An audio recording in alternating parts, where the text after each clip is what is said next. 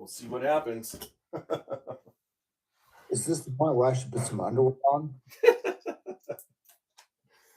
Yeah, there we go. We're live. Welcome everybody on YouTube. And we're live on Facebook. Yeah, this is the point where we should get going. And I agree with you. We should talk about the state of the industry because there's a lot of different things happening, right? For sure. On different levels. So all right. I'm just gonna monitor it once I see it. Go into my channel, hit there. I should be live.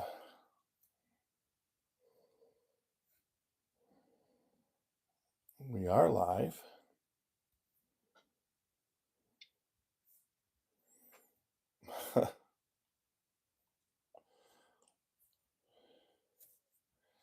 And then we'll start it once I do this. All right, here we go.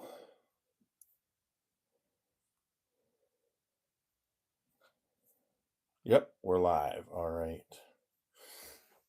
There we go. So, Randy, I guess Tiny is the tech guy, in addition to being the athlete in the group. He's the what guy? The tech guy. Yeah, he's the guy that owns it. He's also the janitor because it's his program. Nice. He just invites me to be on it with him. I do our international whiskeys and bring in friends of ours that I know in the industry to work with us. So we really appreciate your come on. In case somebody doesn't know, we have Dan Garrison with us tonight from Garrison Brothers Distillery. And Garrison Brothers is named for Dan and his brother Charlie, and then the whole Garrison family there that works. And we're very pleased to have you there. And the family is much more, in my opinion, than just the blood, because whiskey flows through the veins in High Texas. It does. All And right. you got some wonderful folks that work with you. I've been extremely impressed with all of them. Well, my wife, Nancy, is doing a bourbon dinner tonight in Dallas at a restaurant bar called Stillwell's. And so Right. my brother's doing an event in Arizona tonight, and I'm doing this event from Jacksonville. And strangely enough, we happen to be in the same damn town tonight. And had I realized that y'all were broadcasting from Jacksonville, I would have let you know that I was available to do it live at Brody's, because that would have been a hell of a lot of fun. But yeah, Brody's is a great place, and we really appreciate. I want to ask this real quick. We really appreciate what Garrison Brothers is doing in Florida. Erica is doing a great job for you down here, along with the other folks that work with her. Just doing a fantastic job. We love. I'm curious how many states Garrison Brothers is in now, though. It's Erica, Phil, and Gail. They are our three. Well, actually, Frenchie was one of our guys in Florida as well. He does a fantastic job for us. So we have 79 employees today, stretching from Florida all to California. The root of the group is in Texas. We have 4 or 5 people in Texas that are helping us out. We are in all 50 states, which is the American dream, was to build a distillery where our bourbon was enjoyed by not just Texans, but enjoyed by Americans throughout the United States of America. And we can say that we're doing that now. In fact, just this past 3 months, and one of the reasons that I'm here in Jacksonville tonight is because we switched distributors. We went from Republic National Distributing Company to Southern Glazers.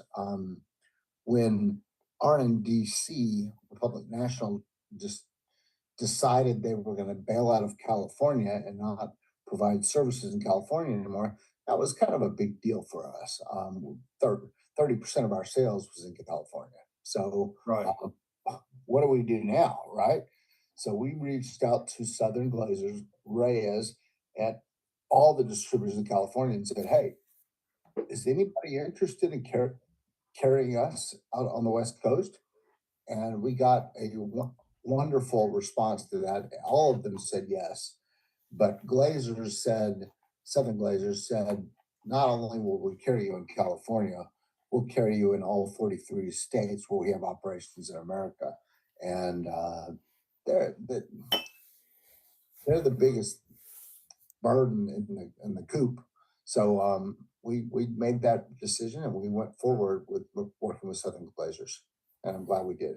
It's been a great. That is wonderful. That's a great story. And yeah, so let's get recording on the audio. Everybody on Facebook and YouTube's getting a really good pregame, that's for sure. And that's what you'll get if you're doing that. But also, for everybody on Facebook and YouTube, Dan Garrison is here with us tonight from Garrison Brothers. We also have the Whiskey Doctor.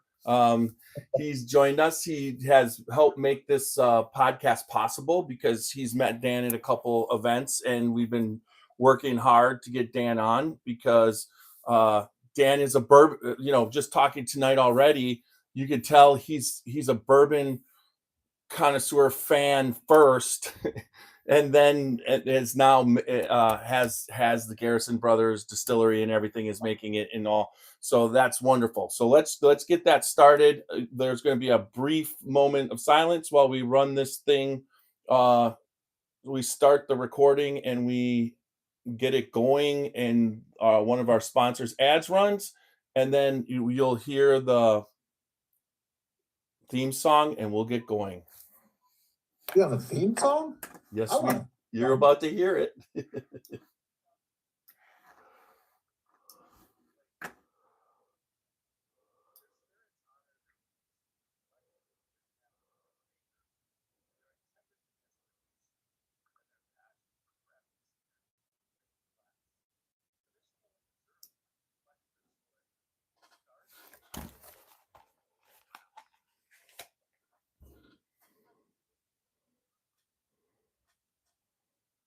Hey, I'm on with the Scotchy boys, Scotchy Bourbon boys. Can I call you back?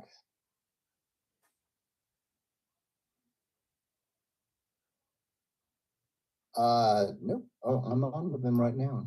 And unfiltered, we're diving straight into the heart of Kentucky bourbon culture. Let's get started.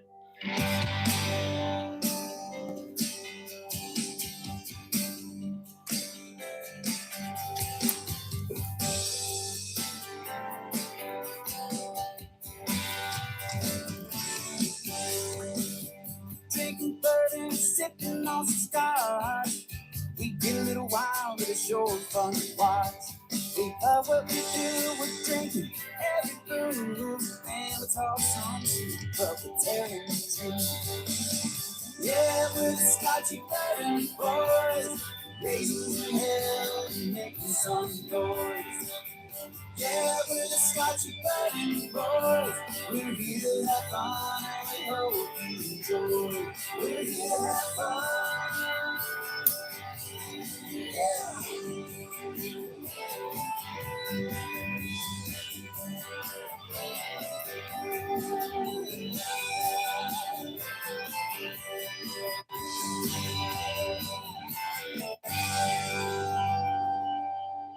All right. Welcome back to another podcast of the Scotchy Bourbon Boys. We got a special one for everybody out there tonight.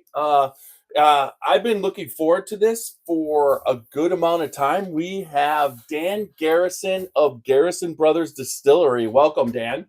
Woo! Hey, glad to be here. Thanks, Sean. Thank you for being here, brother. Yeah. My pleasure. And we also have the Whiskey Doctor. And welcome, Randy, for coming on and setting up this podcast. It's we really, really appreciate it. And like I said, I've been looking forward to it for a while now. So let's just jump right in. We've already been a little bit pre-gaming on Facebook and YouTube for everybody. I mean, if you ever want to get to see how we set up and all the fun technical difficulties that happen before we get to the point where we try and make this as perfect as we can.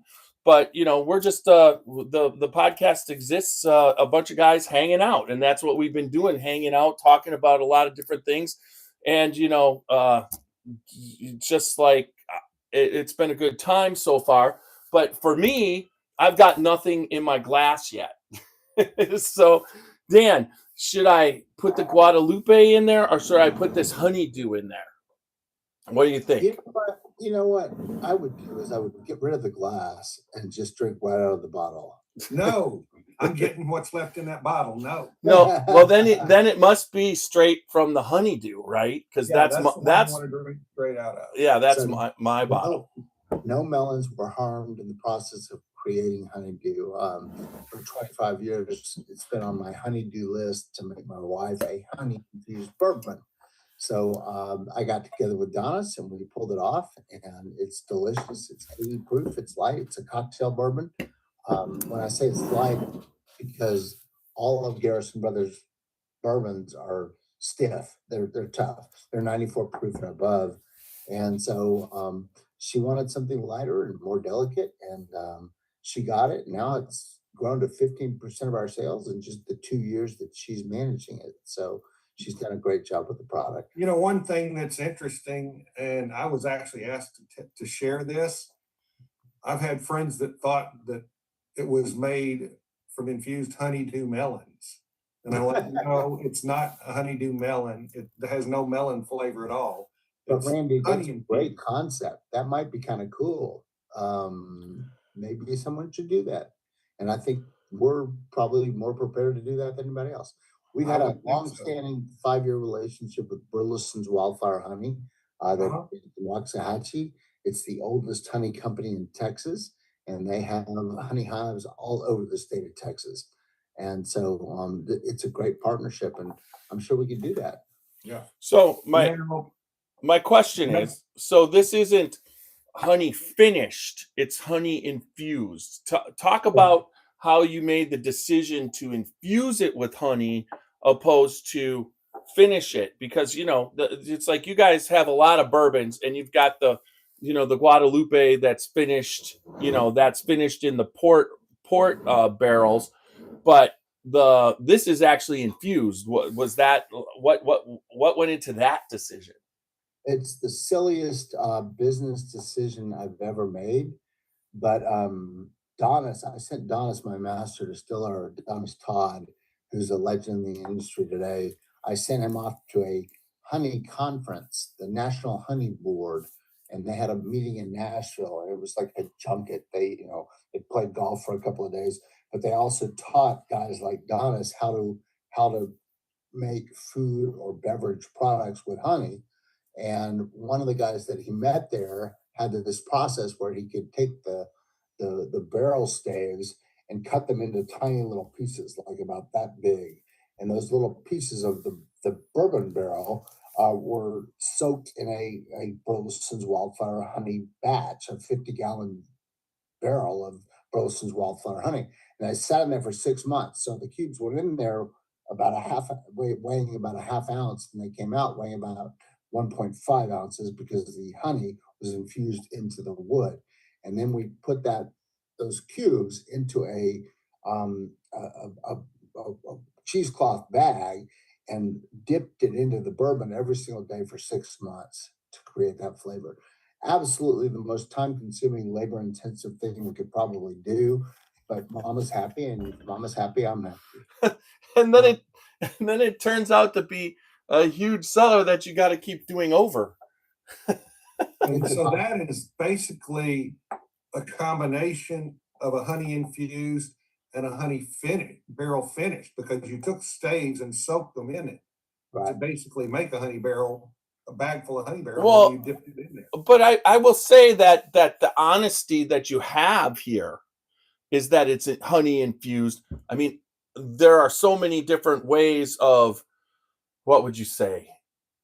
You get a barrel, and if you're going to finish something like in a port barrel, what people like, when you're talking about a finished bourbon, you're talking about those have been emptied and there's no port left in it. But there are some people who get the port barrels wet and then they say it's finished, but there's a lot more port in it because there was wine in it when you started the finishing process. So saying that it's infused, you could have went with honey finished, based off of it was absorbed into the staves and whatnot, but you're being honest on the infusion. And quite frankly, I think you went the right way. I mean, out of all the Tax and Trade Bureau are formally Bureau of Alcohol, Tobacco, and Firearms is not going to approve a recipe like that.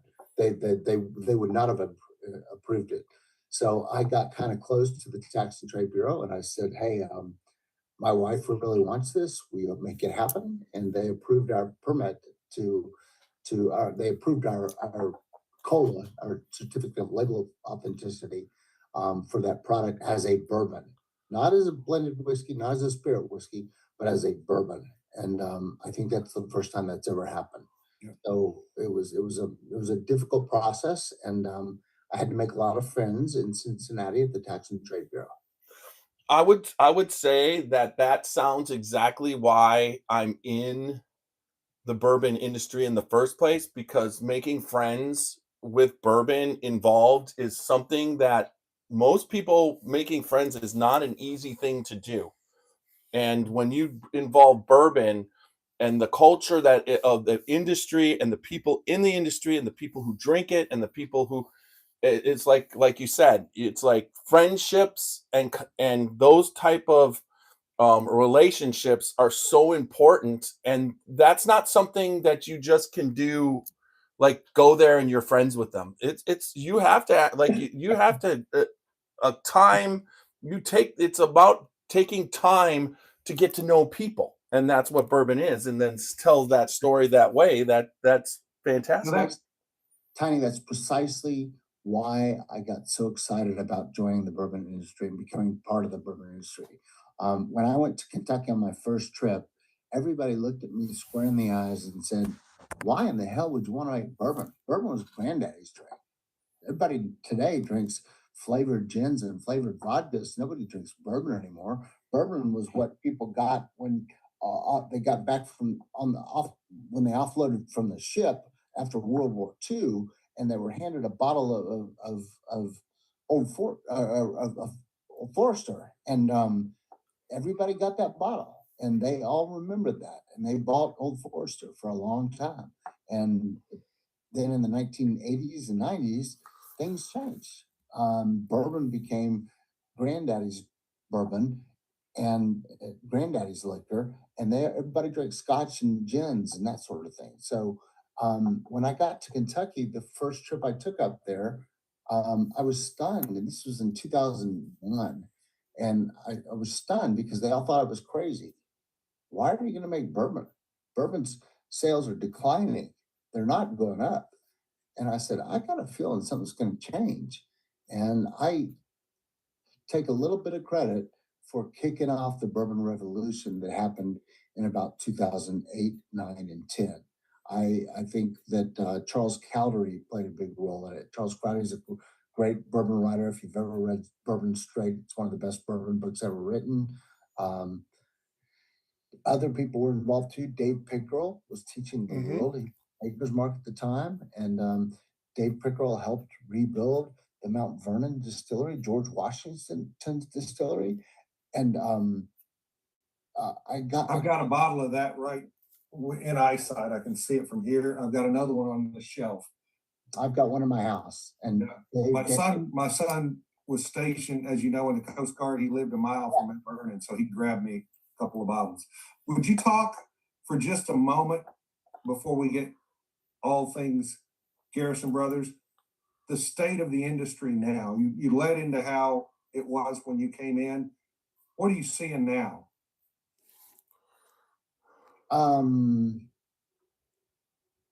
We had a good idea at Garrison Brothers. I'm not going to give us complete credit for the revolution that's happened, but bourbon was old, and bourbon was done, and bourbon was not exciting anymore. And around 2006, 7, and 8, bourbon started to get kind of exciting, and that's because craft distilleries like mine introduced new brands to a new market of individuals. And there were already Bourbon Straight probably had 10,000 followers that were going to the Bourbon Straight website. I don't know what it's like today, but back then, when I told them, I announced publicly on Bourbon Straight that I was going to be making bourbon in Texas, they said, "Well, you can't make bourbon in Texas." And I said, "Oh, yes, I can." And I put up a letter from the Tax and Trade Bureau that said, yes, of course, Dan, you can make bourbon in Texas, but why would you think otherwise? And I went, everybody thinks that bourbon has to come from Kentucky. And when I went to Kentucky, all the people that were working at these distilleries out there, and there were only 12 of them back then in 2001, they all said to me, you're crazy. Why would you want to do this? Why would you want to get into a business that's not making any money for anybody? And I said, I think it's going to turn around. And I believed in it. And back then, literally, there were 12 distilleries making 35 bottles of bourbon. That was it. And you walk down the vodka aisle at a Total Wine & More, and there were thousands of vodkas. You walk down the gin aisle, there were thousands of gin products. You walk down the rum aisle, and there were hundreds of thousands of different rums. And so they all thought I was crazy, and that's okay. I am crazy.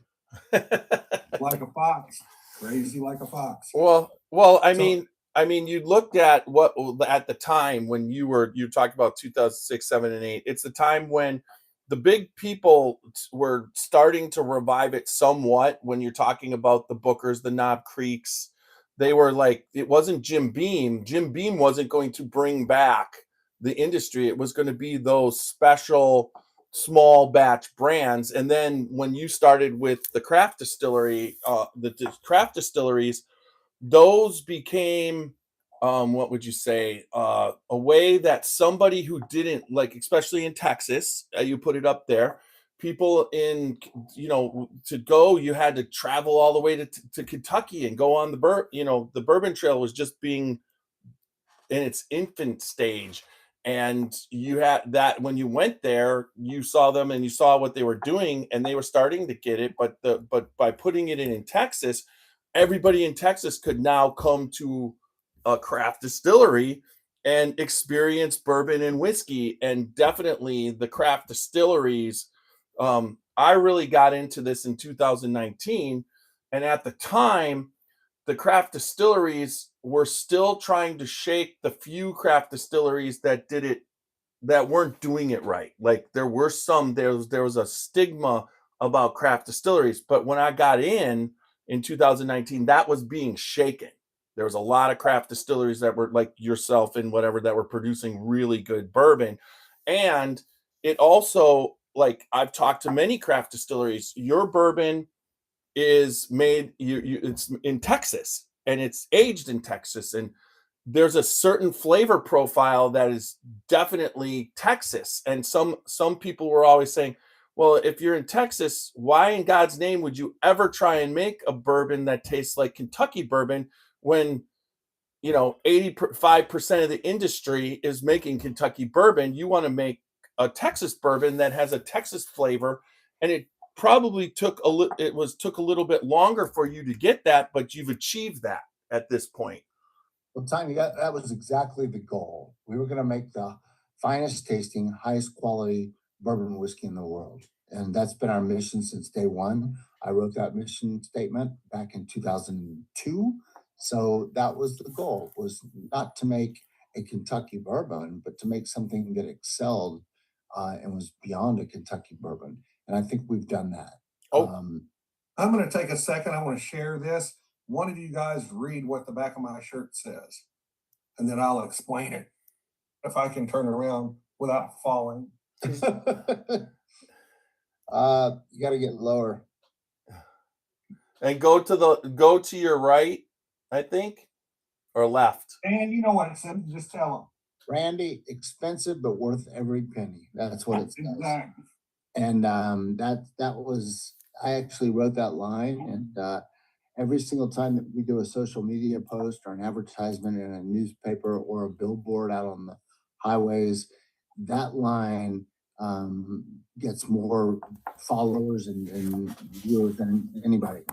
And we really believe that. We think it's expensive as shit, and I don't have a problem with that. A lot of people are starting to make stuff that's expensive too, though. They're catching up to you. It's expensive for a reason, Quality cost.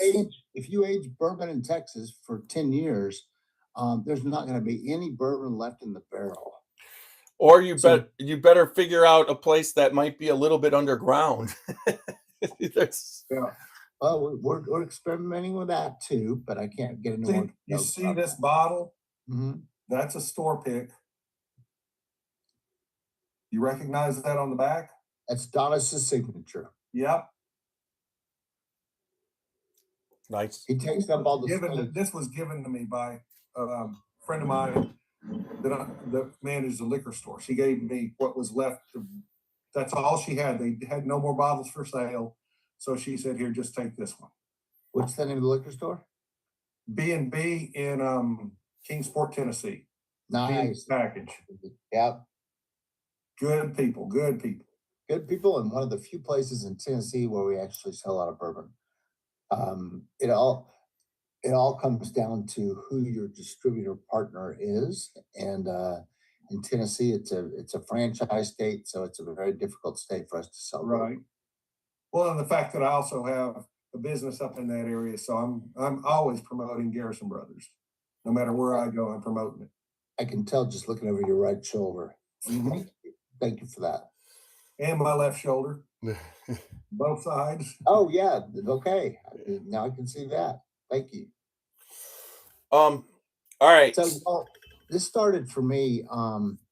I lost my job in Texas. I was working for a software firm called Extraprise, and Extraprise was a real education for me. How do you build a multi-million-dollar company as an incubator company? We actually started in the Austin Technology Incubator, and I was employee number 4 at that company, and they hired me as their marketing director. And I watched this amazing Indian gentleman named Manoj Saxena build a collaborative platform network that was just like Google or Amazon. And buyers and sellers came together to trade on this network on the internet. And I watched it happen. And one day I went to a presentation at the Hyatt Regency Hotel in Austin on the river. And the speaker was a guy named Ken. And he talked about how great his oil and gas and solar program was. And it was all a collaborative network where people would come together on a trading platform and buy solar, gas, and oil.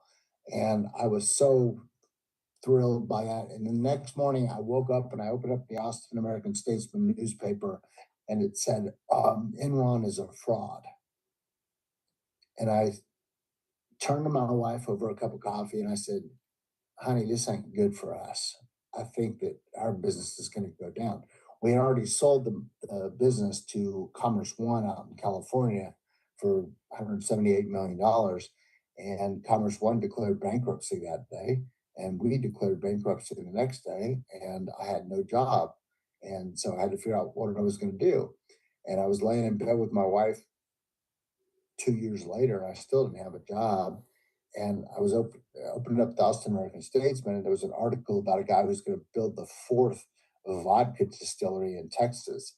And I said to my wife, because she drank a lot of vodka back in those days, and I said, why would somebody spend $7 million to build a vodka distillery? Why don't they build something that tastes good, like a bourbon distillery? At least that's got flavor and taste and composition. And she said, well, as much of that stuff as you drink, maybe you should. Maybe we'd save money. Yeah. And that sounded like an invitation for me to go to Kentucky. And I did. And I met some of the most beautiful people in Kentucky that I've ever met. And I still consider them friends today. I met Elmer T. Lee. I met Bill Samuels and Nancy Samuels. I met Dave Pickerel. I met the guys over at Heaven Hill. And I still consider them friends today. And I could pick up the phone and I could call them and say, why is my fermentation only lasting 5 days? I want it to go to 6. Why is my sugar content so low in my fermentation? Why am I not getting absorption from the barrels? I'm getting complete absorption for the barrels to the point where it's after 5 years of aging in Texas, it's gone. There's no liquid left in the barrel. And how do I fix that? And I got some great advice, and I got to meet a lot of the most important people in the bourbon industry in Kentucky, the Colesbeans at Kentucky Bourbon Distillers. And they all gave me advice. They all gave me recipes. They all gave me barrel recipes because that's part of the quotient too. How Oh, yeah, long do you definitely. toast your barrel and how long do you char your barrel? And that's a significant factor. And so I've been very lucky. Well, and it is that you met the people, but that's one thing that we just tell everybody in the industry. Everybody, like when you go to a bourbon festival, it's not like each place of the people that work at the different distilleries, they're all just separate at each different, they're all hanging out at night together.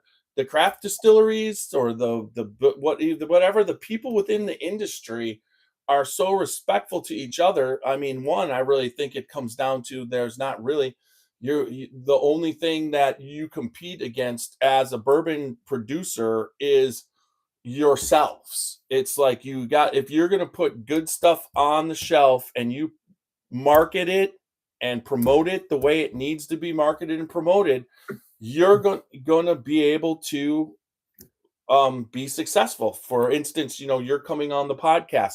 I'm sure you've done a lot. You've been a lot of different places. Your distiller's been a lot of different places. You guys have been everywhere. And that's part of the industry, that boots on the ground. It's kind of like when you meet somebody who has, like you've started it from a point of love of bourbon and you've taken it to this point, and then you get to meet you. When you walk into the store on the shelf, you now associate you with your bourbon or your master distiller with your bourbon, and you've met them, and now you make a decision to purchase your brand.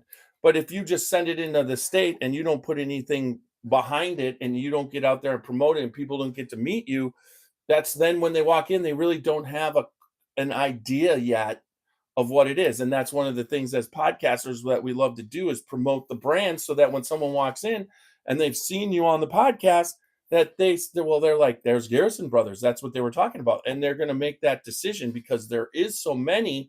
But then what makes them come back after they made that decision is you're putting good What's quality in the bottle, in the exactly. bottle. And if you're making good bourbon, and that gets us to that part of the question of where the industry is right now.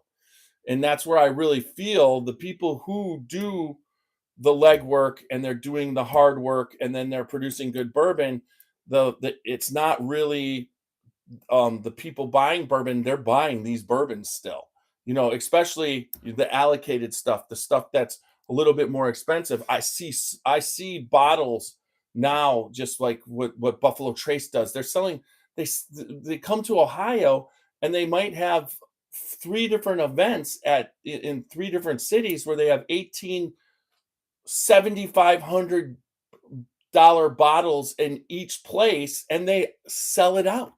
It's like I don't see that people are backing off these allocated, these well-made whiskeys. And I mean, what's your opinion on it? What are you seeing? You're on the ground level there. So there's two big issues going on in the bourbon world. I just read an article today um, uh, that was talking about how bourbon is not what it used to be. Um, when Buffalo Trace introduced Pappy Van Winkle, and Pappy Van Winkle just kept leapfrogging price. I used to go to Toddy's in Bardstown, and I used to buy Pappy Van Winkle for $29.99 a bottle. It was no big deal. And when I tasted it, I also felt the same way about it. It was no big deal. Yeah, it's 23 years old. Sure, fantastic, cool. How can they possibly do that? In Texas, you can't do that. In 23 years, there's no liquid left in the barrel. So, but what happens in Texas is the proof goes up and the barrel liquid goes down. It's expected. We know that's going to happen. but the liquid that's left in that barrel after 5 or 6 or 7 years is freaking fantastic. And because it's absorbed so much sugars from the white American oak barrels. So going back to your question, which is about the industry and what's happening, there are, I think, 150 bourbon distilleries in Kentucky today, and they are all well financed. And then at the same time, you're seeing all these bankruptcies happen. Look at Uncle Nearest. Look at there's 5 or 6 monstrous bankruptcies happening because the banks have loaned money to these distilleries, which is insane because the banks can't take possession of the liquid. They legally can't do that. They're not DSPs, distilled spirits plants. They can't take possession of the liquid. So why are these banks loaning them money? Because the bourbon boom was on. And the bank said, I want to be part of the bourbon boom, which is just stupid. I mean, I look at the Uncle Nearest story, and it just breaks my heart because everybody read that book about Jack Daniels and how his I mean, that book was put out by Brown-Forman. And I read the book. I read the book back in 2002. And so everybody knows the story behind Brown-Forman and Jack Daniels and the true story. And Jack Daniels went through the same shit that I had to go through. I made the bourbon, I created the bourbon, I created the recipes, I turned it over to my master distiller. In that case, it was Uncle Nearest. And in my case, it was Donis Todd. I said, Donis, I got to go out on the road and I got to go sell some of this stuff. So that's the same thing that Jack Daniels had to do, is go out and sell it. Yep.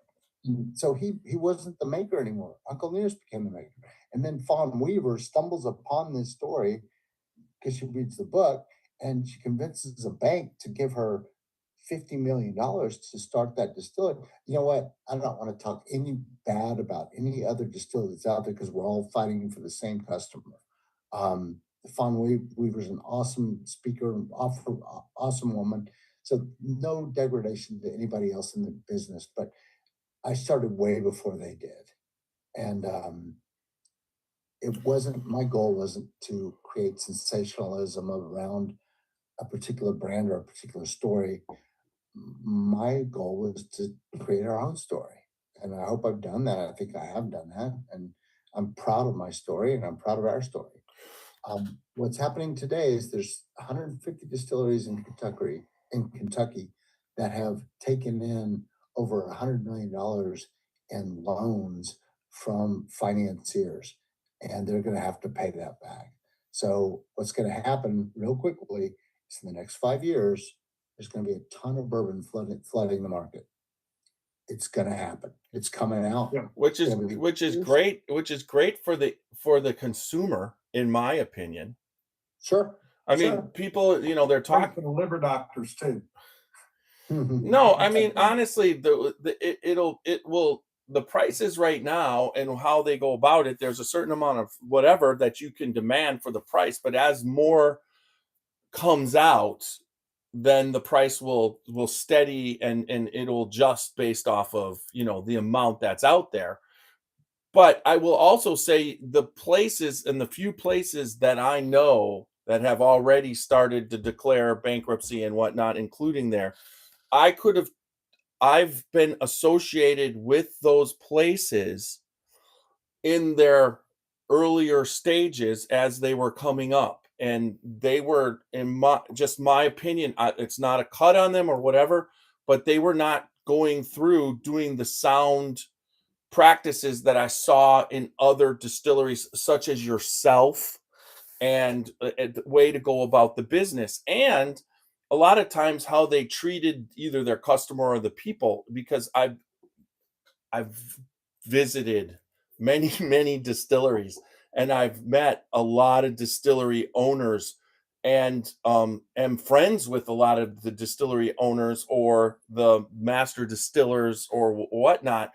And I didn't realize it, but as it started to happen, it wasn't a surprise to me based off of what started to happen. People got fired. People who helped build the brand were all of a sudden gone. and all of a sudden there was other people in there and whatnot. And then there was, in some cases there, we were promoting them, and all of a sudden I had rules. And, and when I'm promoting with you, I want to be as utmost respected, and I want to promote the brand in a very professional way. But I was all of a sudden getting told, like, I wasn't getting paid any money by them to promote the brand, but I was getting told how I had to promote the brand. And when that started to happen, that makes me kind of back away. And then when stuff like that happens, I wasn't surprised by what's been happening. And it's always based off of, they're not being run like the people that how you do it. This is a lot of work. It's hard effort. You're proud of what you do, and you're friends with the people in the industry. It's And true. he's friends I think with it's customers too. Thanks. Sorry to interrupt you, Andy, but I think that comes with a lot of smoke and mirrors. The whiskey industry has always been, here's the story that we'll tell publicly, but here's what really happened. I mean, if you look at Woodford Reserve, for example, it's Old Forester. Oh, If you get a tour of Woodford Reserve, they're going to show you barrels in the bottling room that are all Old Forester barrels. They had to take a product that was declining in sales and increase the value of it. And Chris did an amazing job there. He did. He created Woodford Reserve, where they built one of the most beautiful distilleries in the world. It's gorgeous. I love going there, and I love being part of the LeBron Graham distillery. So I mean, you're right. It is. It's the only. It is the only, in my opinion, in the industry. It's the only pot stilled, column stilled, blended whiskey on the market. Most of it's Old Forester, and then they take those pot stills and they put that together to create I think it's a unique brand. You know what I mean? It's still, they're using them and they're producing that, but they mix those, they're blending those barrels, whatever the proportion is. Obviously, it's Old Forester, heavy with Old Forester. You're right, but then a lot of Old Forester has a certain note, and they've actually used that pot stilled whiskey to take the Old Forester note that would say, "Oh, that's 100% Old Forester," away, and produce what they're doing. But like you said, it's like it is smoke and mirrors. well, Let's talk a little bit. I'm sorry, go on. Go. I love Brown Forman. I have lots of friends at Brown Forman, including Chris. He and I traveled through Germany together a long time ago.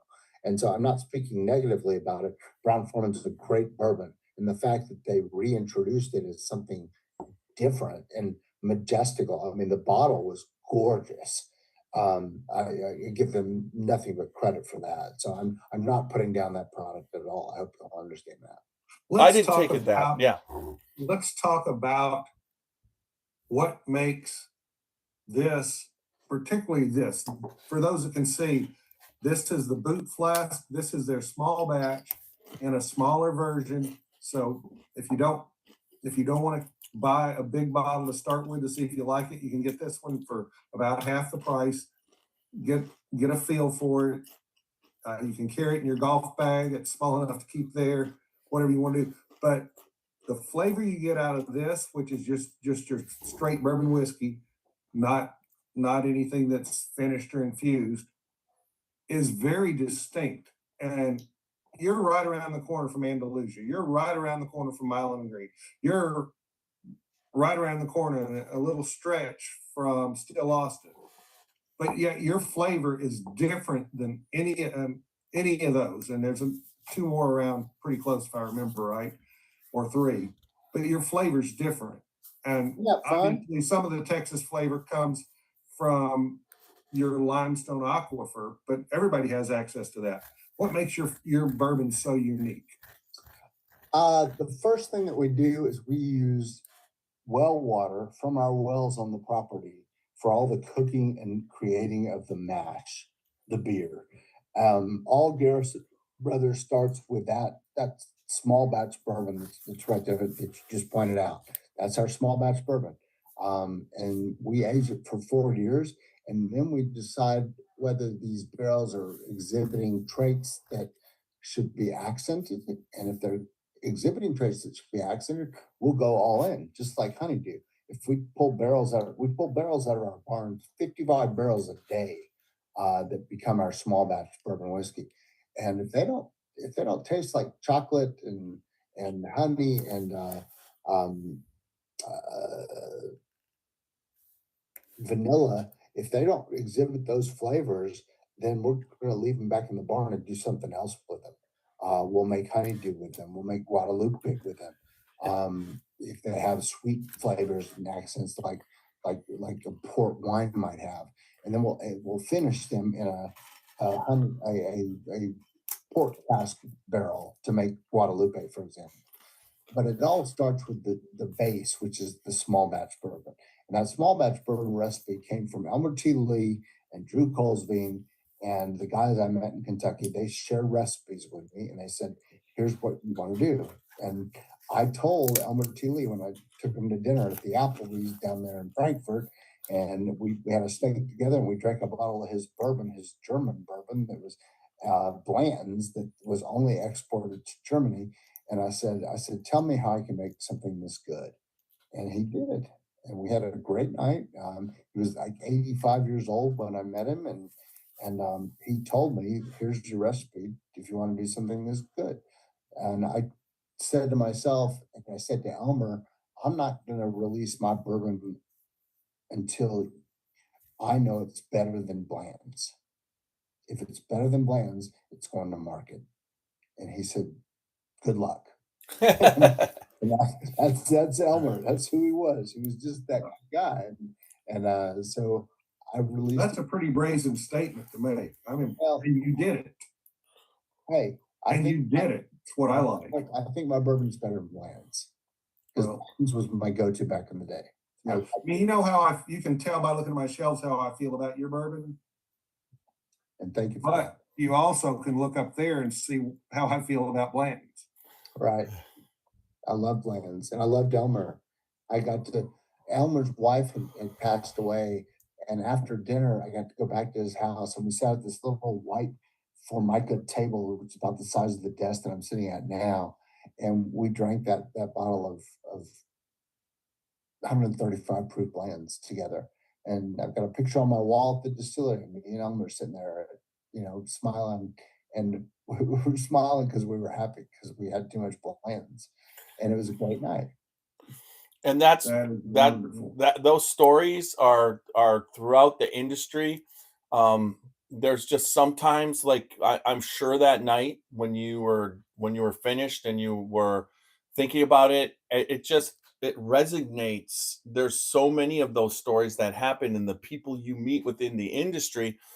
And you're talking about Elmer, and I mean, since the bourbon boom, you know, how those people in the industry, when you're talking about Elmer T. Lee and you're talking about the people and you're talking about Booker no at the time, and you're talking about Jimmy Russell, who's still with us of the three, but you're still talking about a time period when they were in the industry and they were making good quality bourbon and trying to figure out how to get bourbon back on the shelves and going again, but it wasn't quite the same way as it's become, where as the bourbon boom went and the stories got told, they've become almost like the icons, and they're almost like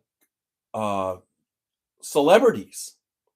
And now Honey, you're asking the same question that you asked earlier, but in a different way. They were the producers. They were the guys that made the drink that we love so much. And the producers today are going away because all of the distilleries that are making bourbon, from Diageo, Pernod Ricard, Constellation, whoever, they have ceased production today because there's going to be a glut on the market and they all know it. Because there's 150 new distilleries happening in Kentucky right now. And they're going to be releasing their 3, 4, 5, 6-year-old product right now because they have to, just to have cash infusion. And so the guys that were the producers, that were the designers, the distillers, the craftsmen, they're going to become spokesmen. You know what I'm looking forward to? When my son is my age, 35 years from now, he's going to be talking with somebody and they're going to say, you remember the old guys that made the great bourbon like Dan Garrison? You're going to be an Elmer T. Lee in 30 years. You're going to be the guy that they're talking about. Well, Sadly, I am there's no money in predicting. that. Sadly, there's no money in that. Well, that's okay. You'll make money doing other stuff. Well, I was hoping to retire this year, but I'm pushing it back for at least 5 years, maybe 10 years, because I do want to retire at some point, and I'm 60 today. I'll be 70 in 10 years, and I think I can hold out that long until. Well, Dan, I retired at 57, 7 years ago. Almost 8. And I'm going back to work. So retirement's not everything it's cut out to be. Who's hiring? Can you send me an email and tell me who's hiring? Well, you got to do what I did and go back and get another doctorate or something. So make yourself marketable. I went and got a second doctorate so I could teach public health.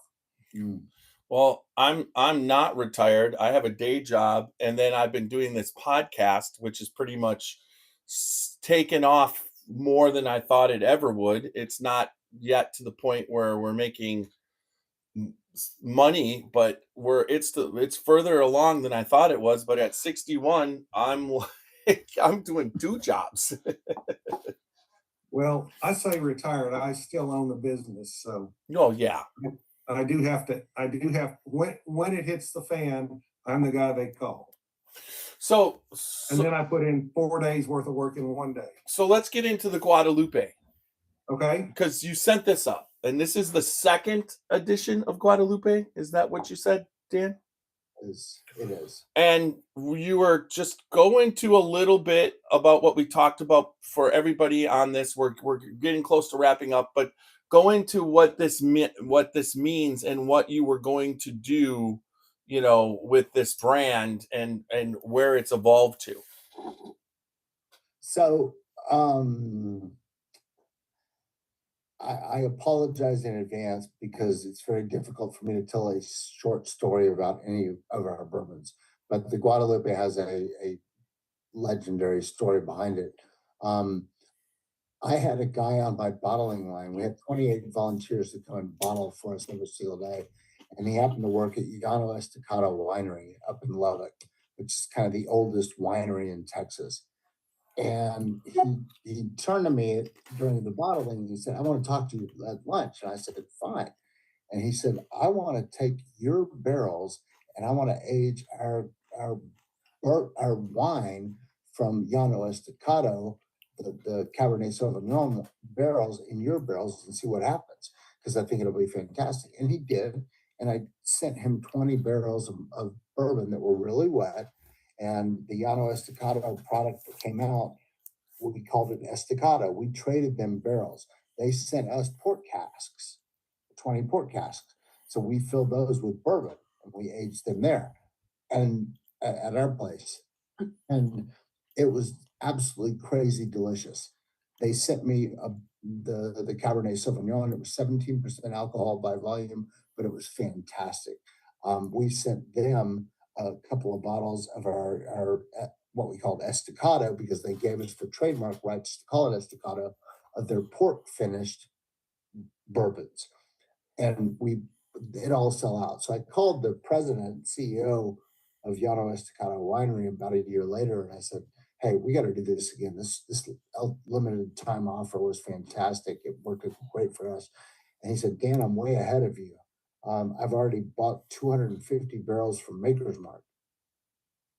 And I said, oh, shit. I came up with this idea. I pitched it to you. And then you decided to turn around and sell it to Maker's Mark. Did an end around, yeah. Yeah, I was pretty pissed off. So we got rid of the Estacado name. which they'd given up the trademark rights for.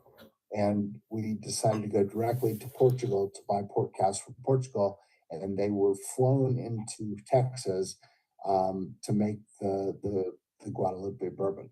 And it was fantastic. It was better than it ever was when we used the Estacado casks.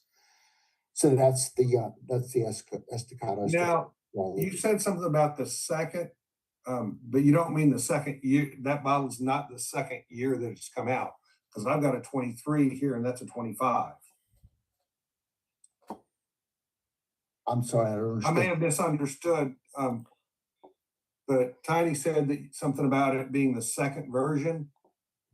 The second version was called Guadalupe. Oh, you're talking about Guadalupe versus Estacado. Gotcha. Okay.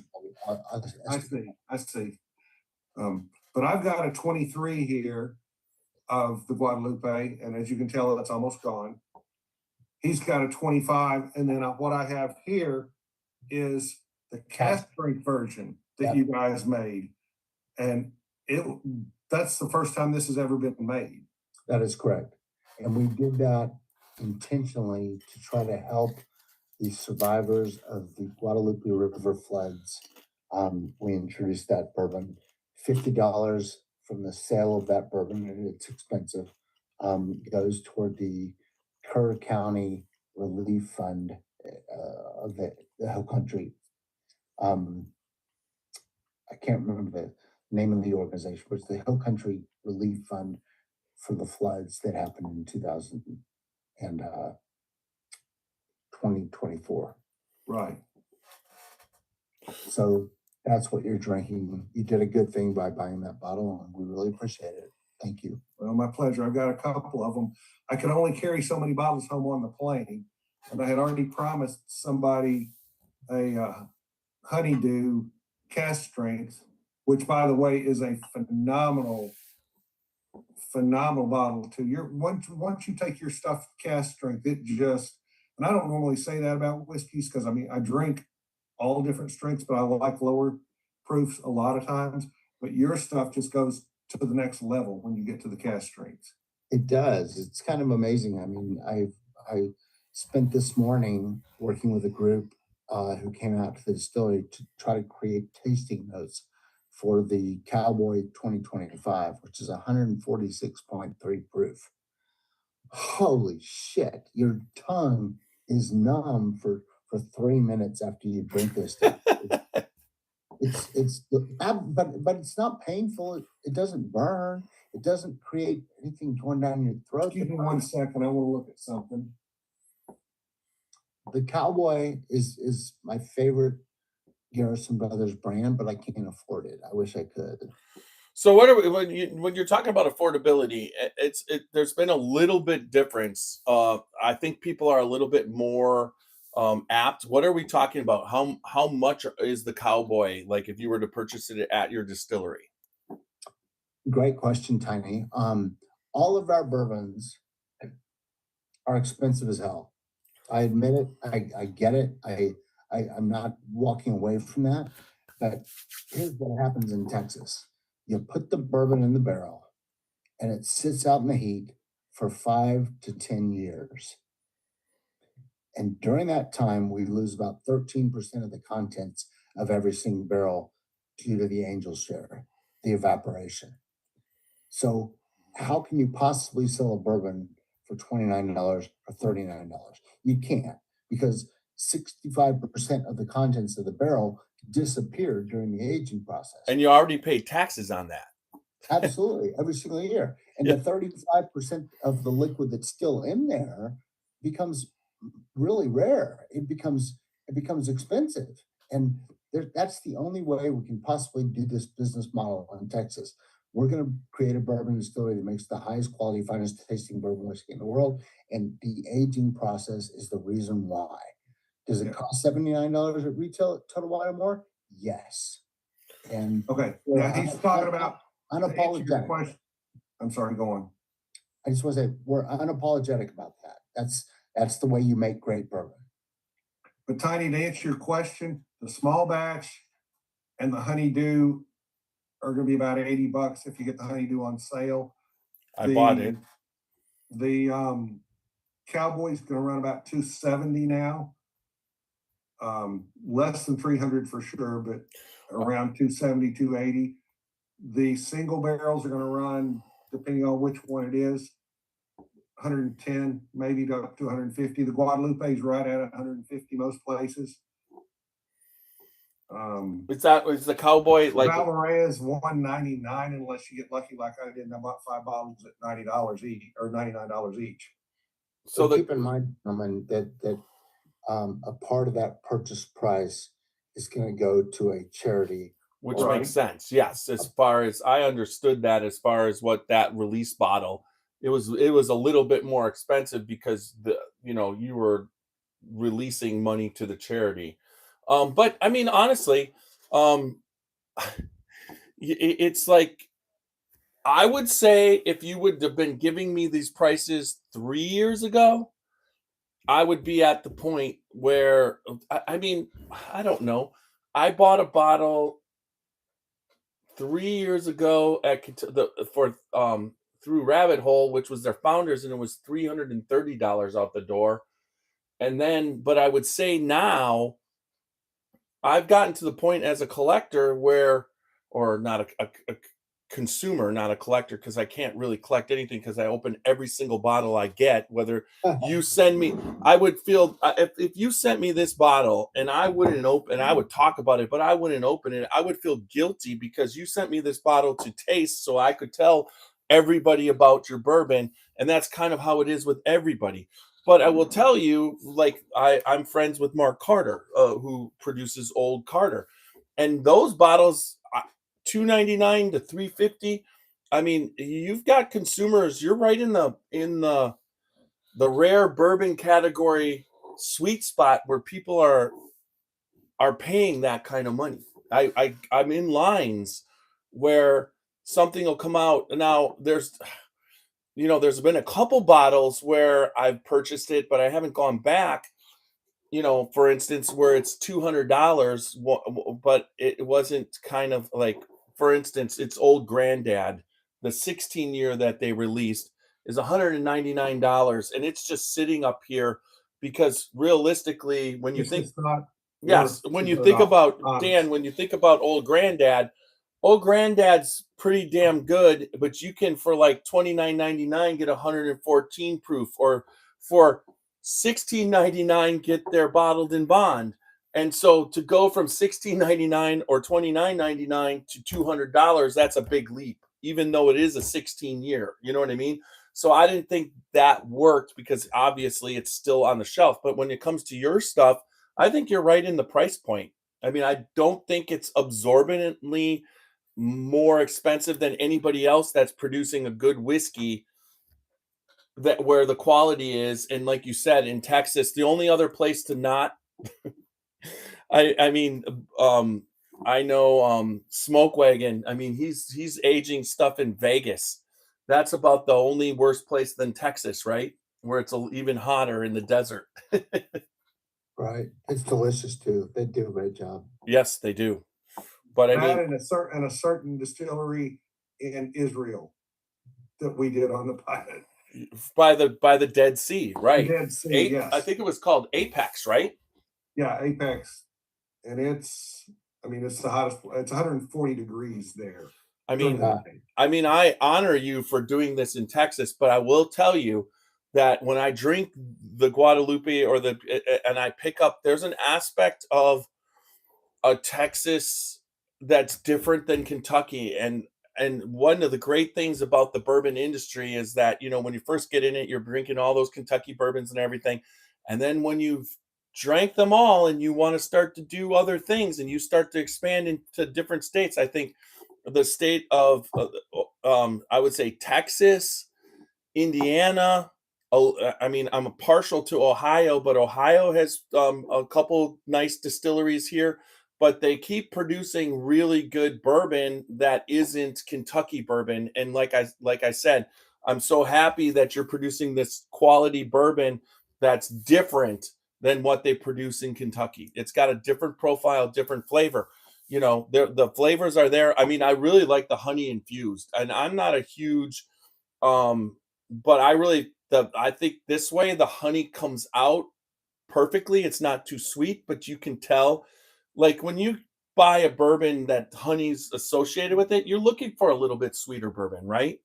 If you're not, then you don't understand honey. Well, if you bought the Jack honey and the wild turkey honey and the beam honey, it's a sticky, gooey, sugary thing. It's not. Yeah. It's not a bourbon. That's flavored. It's almost Yes. like a liqueur. Yeah. And- So what we talk about with our honey is that it's totally bourbon forward, and you won't even taste the honey until you exhale after this sip. Yeah. Yeah. Oh, I Let's talk about enjoyed on the it. Guadalupe. Yeah. I get on all of them. I get what I call earthiness. Yep. Just kind of right there, down to earth flavor. I get So that what- on all of yours. What's the I get secret? that on some other southern whiskeys too. So here's the secret. It's single distillation. Okay. Takes about 14 hours to run off of all of our stills. All of our stills are modeled after Elmer T. Lee's original still that I bought from Vendome? Vendome back in the day. Uh, I bought Okay. Elmer T. Lee's experimental still, and then all of my other stills are modeled right after that still.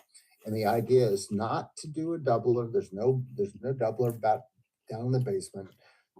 We're doing a straight run at 128 proof coming off the still for the entire day. And it takes all day, literally 12 to 14 hours on all of our stills. And we have 7 stills today.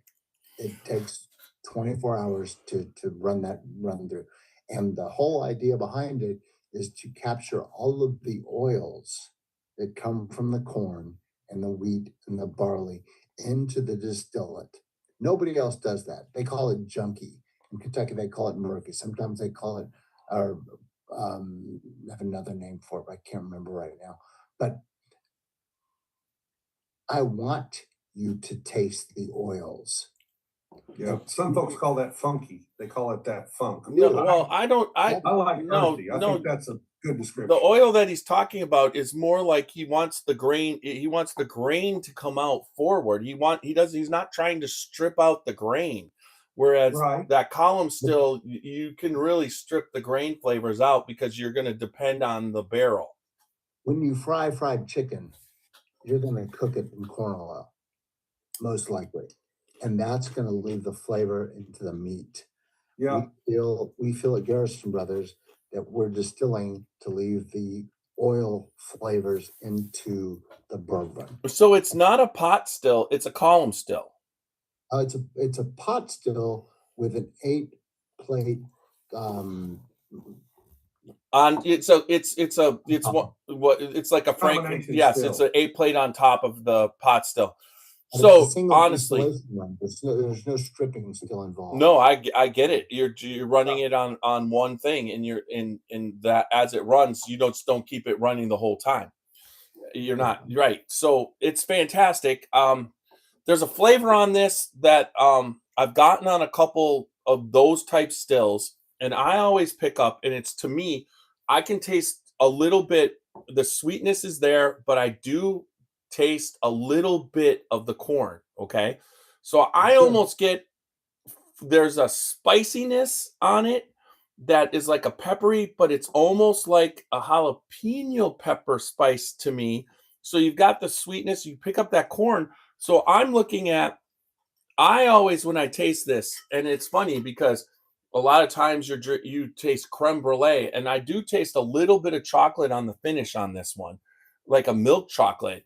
But between the port finish and what's going on, I get this feeling, and I want to have corn chips and salsa while I'm eating this or drinking this. So honestly, this is more like that front bourbons I always want in looking for unique tastes. And this comes out as so unique. And I think in today's bourbon society, this is exactly the kind of stuff people are looking for when you're looking for something different. It's good. It's fantastic, but it's not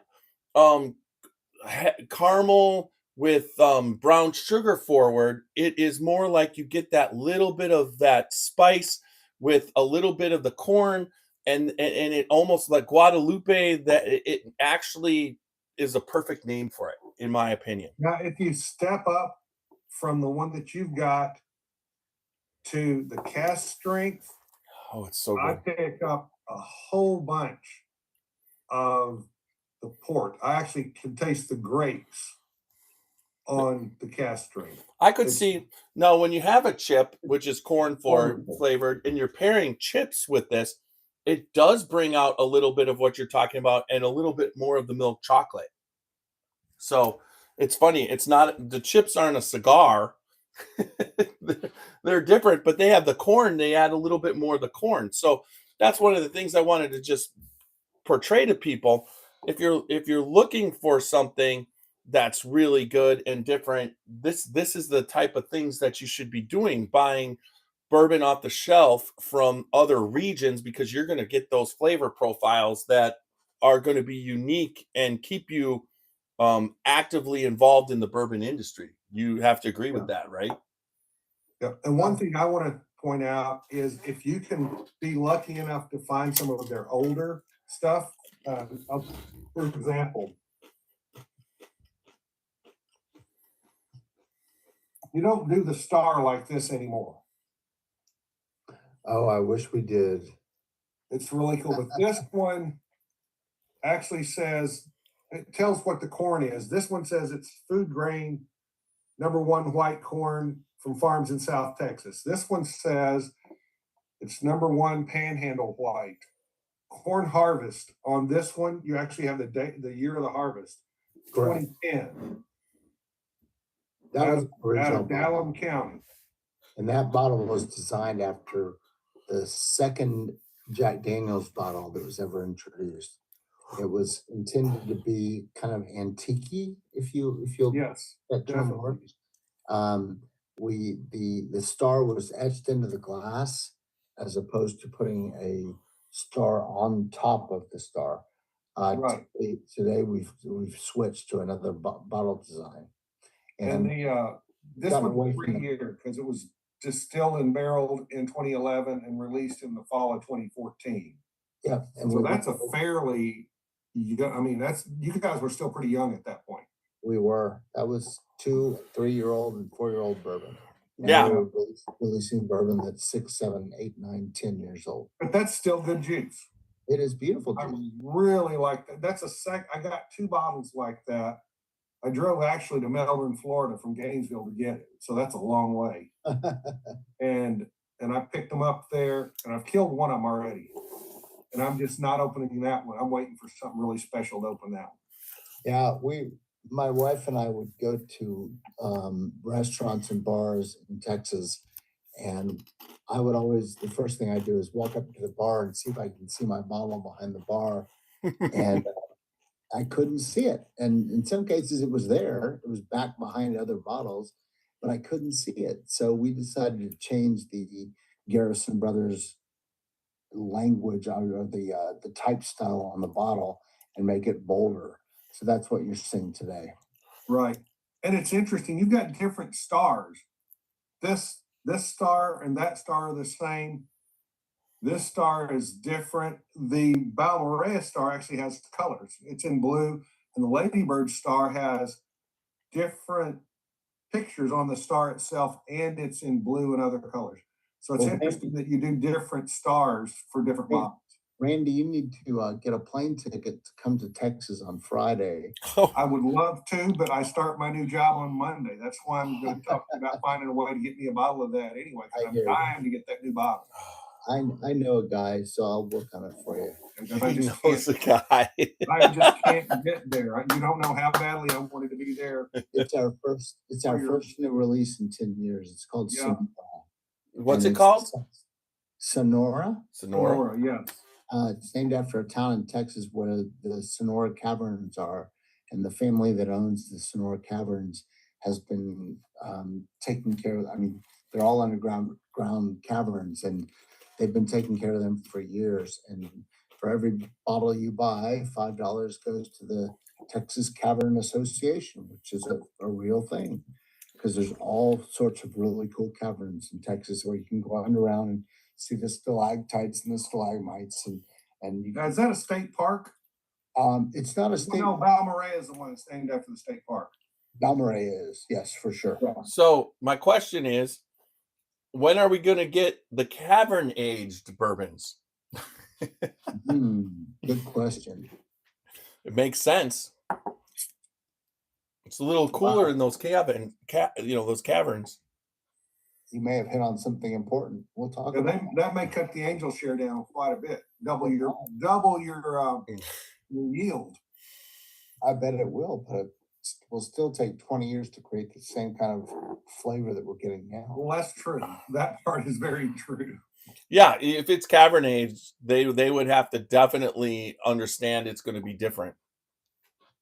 So 7 years ago, I went on an experiment and I dug some holes on the ranch with a backhoe, and I thought about putting transatlantic shipping containers into the ground so that we could have that cavern style experience.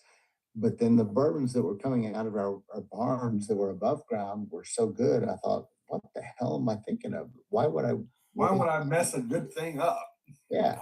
It's not messing it up. It's just, I mean, seriously, it's as the aspect of what we're talking about is 80% marketing. Because yes, it would change it. It would be different. But like you said, the amount of does the amount it would cost to do that supersede what it's going to make the whiskey taste like. You never know, right? Well, from a marketing standpoint, I can tell you, because I've been marketing for almost 40 years with my business. You say shipping container aged underground, and you say cavern aged, you're going to do a lot better with cavern. Yeah, it's not very sexy. But if you put a shipping container container underground, you're technically making an underground cavern. I mean, for God's sakes, I watched a show where they just took like massive amounts of shipping containers and they ended up making and growing marijuana underground. Yeah. So well, what you're making is a storm cellar if you're in Texas. Right. Well, Basically. that's a good thing too, right? You're not going to lose the underground caverns aren't going to be affected by the weather. So the storm cellar reference is fun because the day that I was going to have, or the day before I was going to build my distillery, where it is right now, where all the stills are involved, a tornado hit Texas, and it uprooted a oak tree that was probably 150 years old, right at the spot where I was going to have to cut that oak tree down the next day to build the distillery. And that oak tree ended up 50 yards off into the distance. So God was telling me that I built the place in the right place. So he was actually excavating for you. Yes, he was. Well, I will go with that. I believe that 100%. That is definitely how the signs work. So, Dan, is there anything else that you would like us to know about Garrison Brothers family, Garrison Brothers Distillery, or Garrison Brothers Whiskey? What do you want the world to hear about that we haven't touched on yet? If you go to our website and you look at the videos of the crazy Texans and Alabamans and Georgians that line up to come get a bottle, what's going to happen on Saturday morning with the Sonora release, there are going to be 2,000 cars lined up down High Albert Road to 290, Highway 290. And those cars are all going to be filled with crazy ass Texans who spend the night out there to come to a release. And it's one of the most beautiful things you could probably see, because I'll drive up and down the road giving them shots of bourbon throughout the day to keep them happy. And the cars start lining up at 5 days before the release. And we open the gates at 8 o'clock on Saturday. and all those cars come cruising in, and they all stay the day there. We've created this unbelievable following and these fans that love our bourbon. And I really we both would consider coming down for a release, because when you see that, and they all bring bottles and they're all standing out on the road, sharing bottles of different releases from different years. And it's family. So, And it is so much family. I was at the 23 Cowboy release. As a matter of fact, I'm in the video you made on it. Oh, are you? I was number 12 in line for that one. Nice. A guy I did not even know, I'd never met before, at 3 a.m. made us all breakfast burritos. That's awesome. That's just the kind of people that are there. That's so, what I'm talking about. so I mean, doing a bourbon distillery in Texas makes sense in the fact that everything Texas does is big. So having those cars now, do you get drone footage of those cars? You put a drone up there? They do. Yes. That we do. Yeah, definitely. Absolutely. Now, there is a festival in Texas where you guys all have a whiskey festival. What is the name of that festival? It's the Texas Whiskey Festival. It's run by Jake. It's a good friend of mine. He's a great guy, and he runs that for the Texas Whiskey Association and does a great job every single year. Now, do you do a release before that?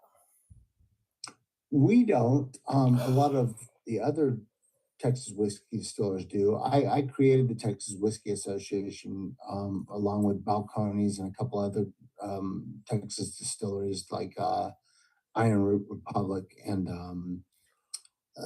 I helped build that organization back in 2010, and it's a great organization. It requires that if anybody wants to say that they're made in Texas, they get to have a silver star on their bottle that says certified Texas whiskey. And that's a big deal. And so that's the way we differentiate ourselves from sourced products. Because if you're a sourced product and you're buying from a GP, that's great. That's your business model. No complaints against that, but you don't get to have that Texas star on your bottle. Well, and I agree, but one person that you might know, Jason Giles, Rosewood Bourbon. I understand right now it's not whatever, but he talked up the whiskey festival and you guys exclusively when we had him on the podcast. So, one of the things, when is that festival? You know what? I'd have to look it up on my phone. I think it's in October, but so has it happened or is it going to happen? it happens every year. But in September, October, November. I don't know what the date is. okay, well, Yeah. one of I have the a quick, we want to come down one of those times, and then when we come down, we will definitely, because we pick one. We go to a couple festivals, but we try and pick one festival a year that we can make where we come down in another state besides Kentucky.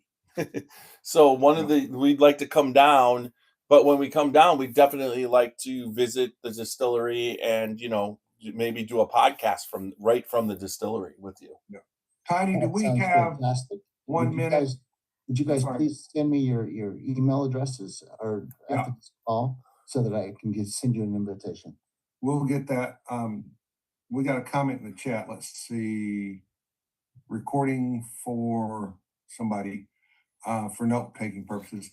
Tiny, do we have a minute or two to show one of the videos from one of these that he did from a release? Because if you'll give me sharing, I'll put it up real quick. Oh, you're gonna make me try and do technical things while the podcast is going. Great. Randy, the best one is the Cowboy Bourbon from 2021, I think. Oh, I was going to do the 2023 because that's the one I'm in. Oh, that'll work. Yeah. I mean, I've got it pulled up already. I can find the 2021 real quick while he's doing what he's doing. No, you use the one you're in. We're almost there. Just hit the Zoom thing, right? Hold on. There it is. Where did it go? Should be right there. There it is. So I got to come over here. I got to go to find Randy. Just go to sharing. No, I got to go to participants. If I go to Yeah. sharing. Then click on participants. And well, I can't do it from here. All Barry. right, I'm doing it more. Yeah. Along multi.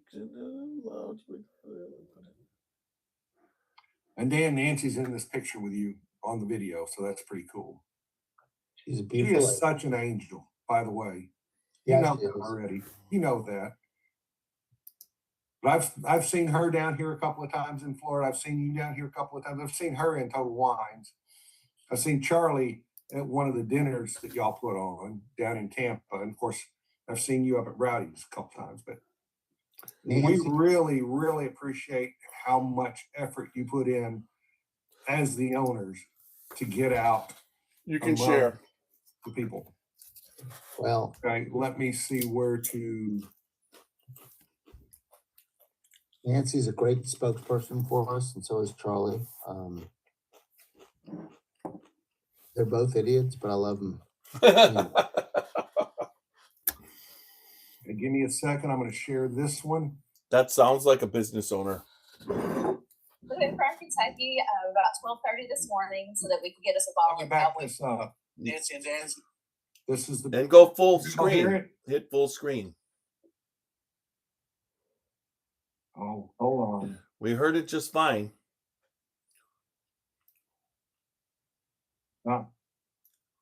Give me a second to figure out how to get it back to full screen. I'm giving you technical reins, and don't make me keep that from you forever. There it is, right there. Is that full screen? Full screen is right is right in the corner. Right. One more. Yeah, hit that. Full screen. There you go. Now hit play.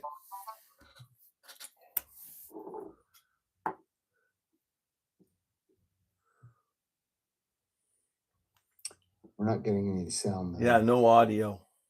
Oh, how do I? Cowboy There you go. Release How do I? Did You had get it. the It had I it. don't know. Hit play. 2023. This is the 9th release of Cowboy, our first hazmat bourbon, 140.9 proof. We got 1,000 bottles that we're releasing here at the ranch this morning, and about 8,600 out in the wild. I flew in last night from Orlando, Florida. It is my first release. It was exciting. Got to meet a lot of great folks. Some of them been here many, many times. I flew in from Kentucky about 12:30 this morning so that we could get us a bottle of Cowboy Bourbon. And Nancy, Kentucky. so it's a real struggle for me to come park my truck up here in Chief. We arrived here about 20 after 12, 5th or 6th in line. The last 2 years, we have been to every release, everyone, not just the Cowboy. We came down last night, got here a little bit before midnight. This is my 3rd release I've been to. The taste, I mean, it's amazing. Yeah. The story, the way that they persevered and their character, it rings true, and how they hold these events, like they come to it, and the way that they greet you and care for you. Flavor is very, very unique compared to a lot of the Kentucky bourbon.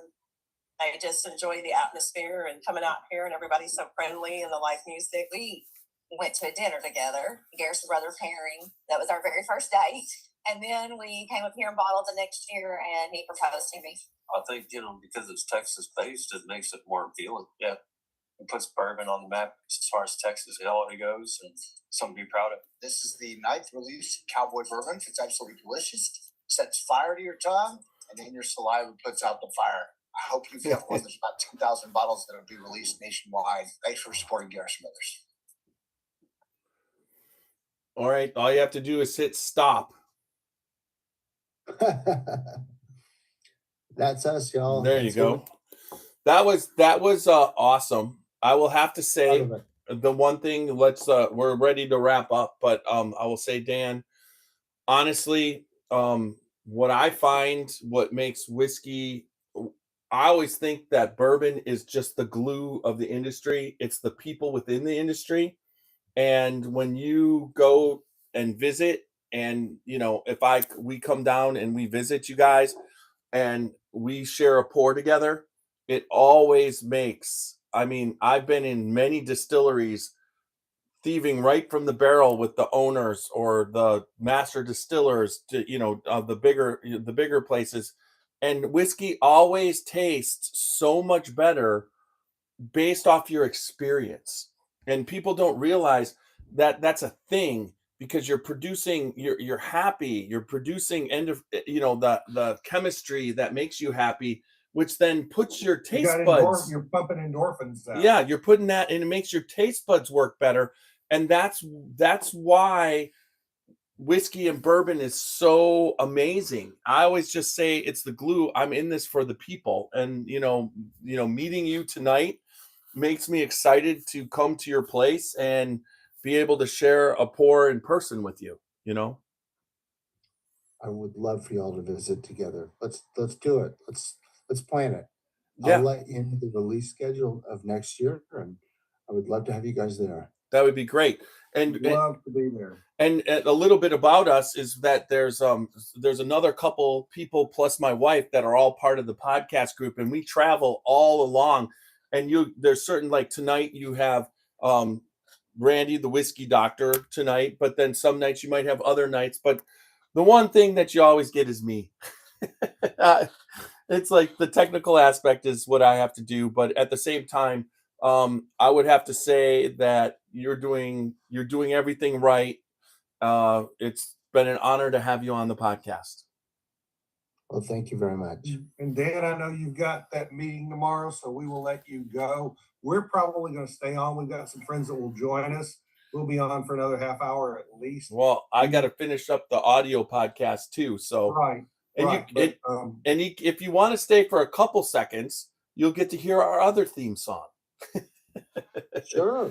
All right, everybody. Thank you, Dan. Thank you, Whiskey Doctor, for coming on tonight. Remember, www.scotchybourbonboys.com for everything Scotchy Bourbon Boys. We're on Facebook, Instagram, YouTube, X, and TikTok, along with Apple, iHeart, Spotify, and anywhere else you want to listen or watch us.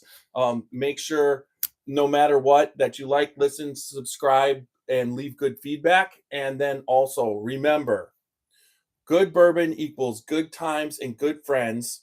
Make sure you drink responsibly, don't drink and drive, and live your life uncut and unfiltered. And I have to find where the song is because it's buried in here.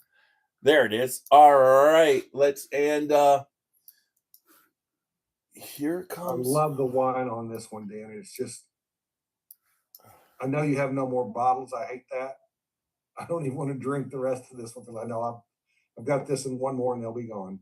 All right. I only did me one, so. But what I also know is you'll be making another very good bottle to replace it. That's the. Cheers. Cheers, Phil. Enjoyed talking with you. Thank you. Thanks. Sir, thank you so much. It's been an absolute pleasure for us and our audience. I'm totally clear.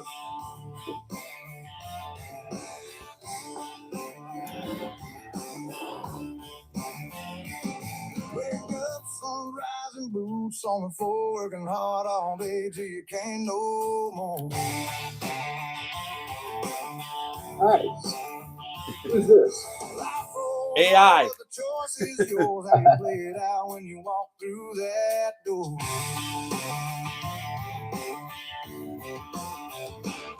One bottle, one drink, one pour.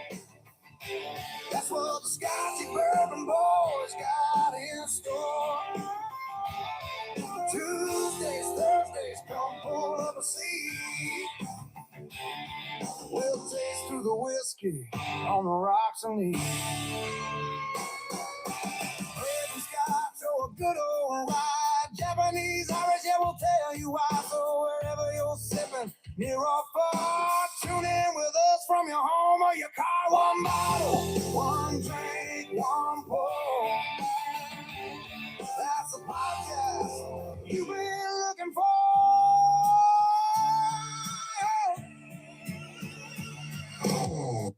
All right, so we're off that. We're still thanks, Dan, for joining us, and we'll keep in touch, and would be great to come down to Texas and see you guys. Absolutely. Amigos. Y'all, let's do a live broadcast from the distillery. I think you'd really get a kick out of that. I We would love love doing that.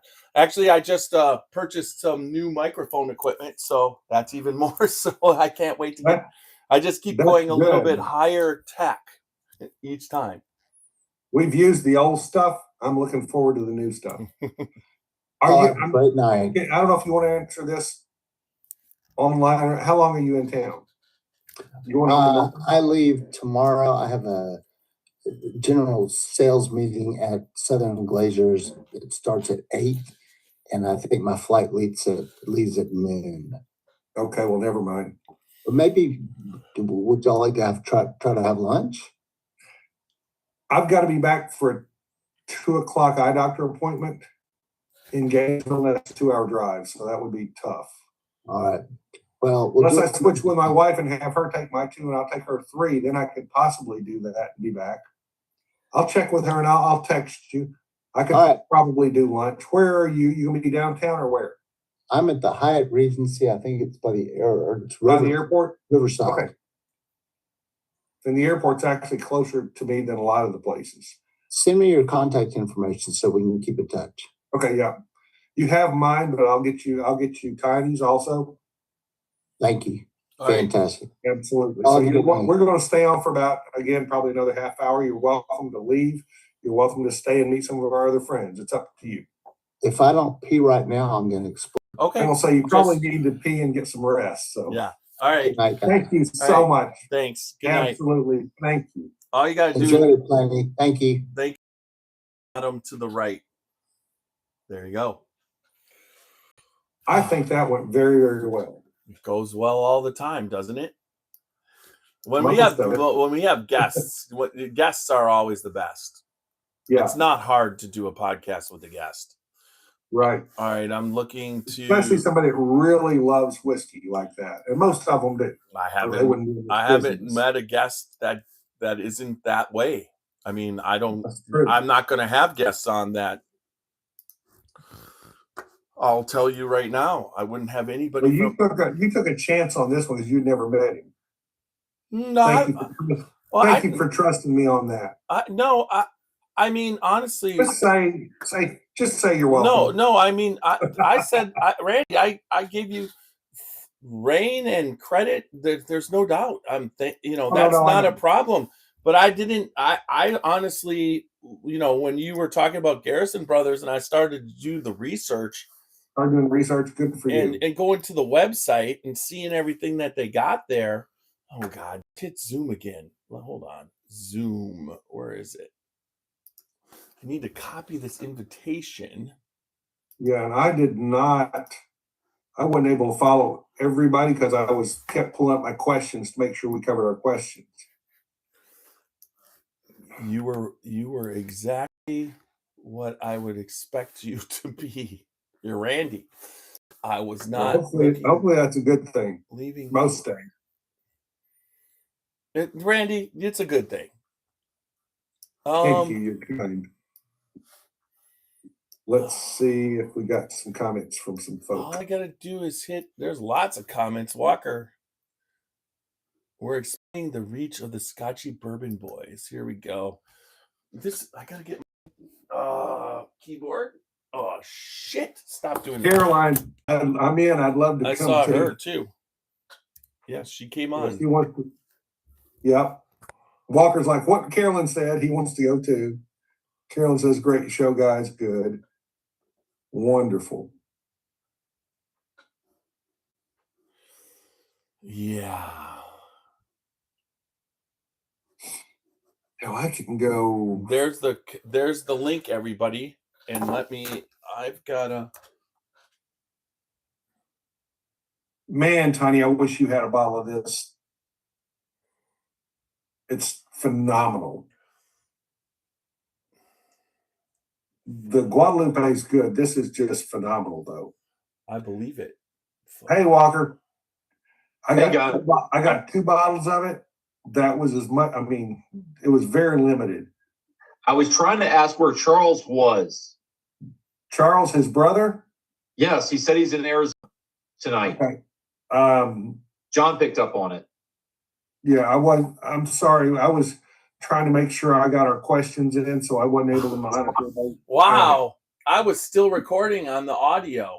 I've never had to do an edit. Nope, no needed to do that. Save it. I thought I took. We had Matt in, we had Caroline, we had Jamie, we had lots of different people in throughout. And we had a couple of new faces that I'm not sure I've seen before. So that was kind of cool. Good. Yeah, I sent it out to all the Garrison Brothers groups that I'm a member of. So we probably had some folks from there. I was trying to get in a different thing. I didn't frame it in the form of a question. I should have put it in advance. I said, when Randy went over there in person at one point, I said, North Texas says Guadalupe. I guess Central Texas might say Guadalupe, or it may be a marketing thing where he knows how people are going to say it normally. So he says Guadalupe, and that's fine. He says Guadalupe. For Garrison Brothers, it's Guadalupe. That's fine. It is Guadalupe because he's the one who named it. Yeah. In North Texas, they're still going to call it what they're going to call it. But if in Central Texas, and if the brothers call it Guadalupe, then we'll call it Guadalupe. Yeah. Those people in the other. Is that John jumping in? Hey, John. Yeah. So I thought it went great. Tiny thought it went great. What'd you guys think? I think it did. John was like on fire. Yeah. I think it's hard to field questions. The one thing I was going to try to get before he got off was the certified Texas whiskey logo. All I'm going to say is it's almost impossible to field questions with the guest. I can't. It's like you have to pay attention to what they're saying, and you got to keep making that. No, that's the Texas Star. The Texas Star is only allowed on stuff that's distilled in Texas. You will not find the Texas Star on the Rosewood Bourbon. Yeah, right. Specifically from that group that he talked about that he formed. Yeah. Yeah. As opposed to the front, which is actually Garrison Brothers logo. That is the certified Texas whiskey logo, which is about a half oval. Well, what I'll say is really cool about what Dan talked about is his story. And his story is no different than my story or somebody else's story. He went to Texas and met people, and he decided to, based off of that, after he lost his job, which is crazy, losing it. He's from what? He went to Kentucky. He's from Texas. Please continue. Yeah, he went to Walker's just got to make sure you're 100% perfectly correct. Well, I just said after he lost his job through Enron, I was trying to say, in Texas, then he goes to Kentucky and he meets Elmer T. Lee, and he's motivated to make bourbon in Texas with Elmer T. Lee's recipe. Yeah. And his experimental stool, which was a pot, which is very common now, a pot still with a column on top. Right. Combination still. Now he doesn't use a doubler. One reason he might not use a doubler is because when it goes into the barrel, it's going to get filtered and fried in the 6 years or whatever that it's in there. So anything that would be taken out with the doubler is taken out with the barrel. I want to show y'all something. This bottle is old enough. It does not have the certified on it. Right. That was before. This bottle was 2011, barreled in corn was 2011, barreled in 2012 for 3 years. So I mean, 2015. This is bottle number 57 of 63. They got 63 bottles out of that barrel. Wow. I will. You also need to know their barrels are not 55 gallon. They're 37 or 32 or whatever they are. I'm going to tell you that I have ultimate respect for the Honeydew bottle now.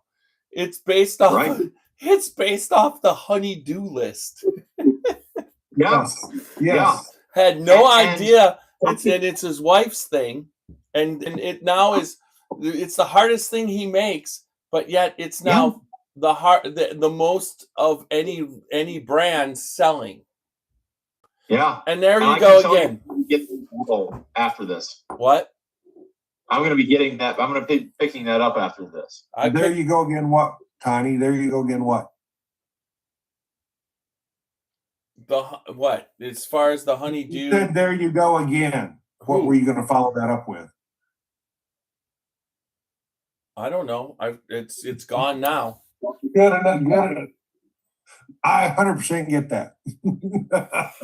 I was gonna, get that. I got this Honeydew bottle courtesy that I was taken to a great whiskey or a great liquor store by John Ritt, and that's where I bought that bottle. You bought that at Benny's downtown. Hey John, Yo, how you doing? tired, bro. It's It's a long one, man. Are you doing parent teacher conference? Week before Thanksgiving and the week of. Yep. My Busy man. grandkids were going to East Canton, and then last year they went to a Christian school where they weren't invited back for another year. So now they're. But 1 year of Christian school was enough to correct them on how to behave in school. So now they're going to public school, and So they're now like, they're going to public school, and my one grandson was that whatever he is now. They all three are angels. They're all being good in school. They are Yet they were thrown out of the Christian school. BC kids. They're CB students, two of them, and one's brilliant. But at the same time, they're all behaving. And the hardest thing is that they can't stay awake. My one grandson has the same thing my daughter has. He's got it causes him to be anemic, so he's in the morning he's going to fall asleep. And there's nothing they can do. Now my wife thinks she's going to basically fix him, but that's beside the point.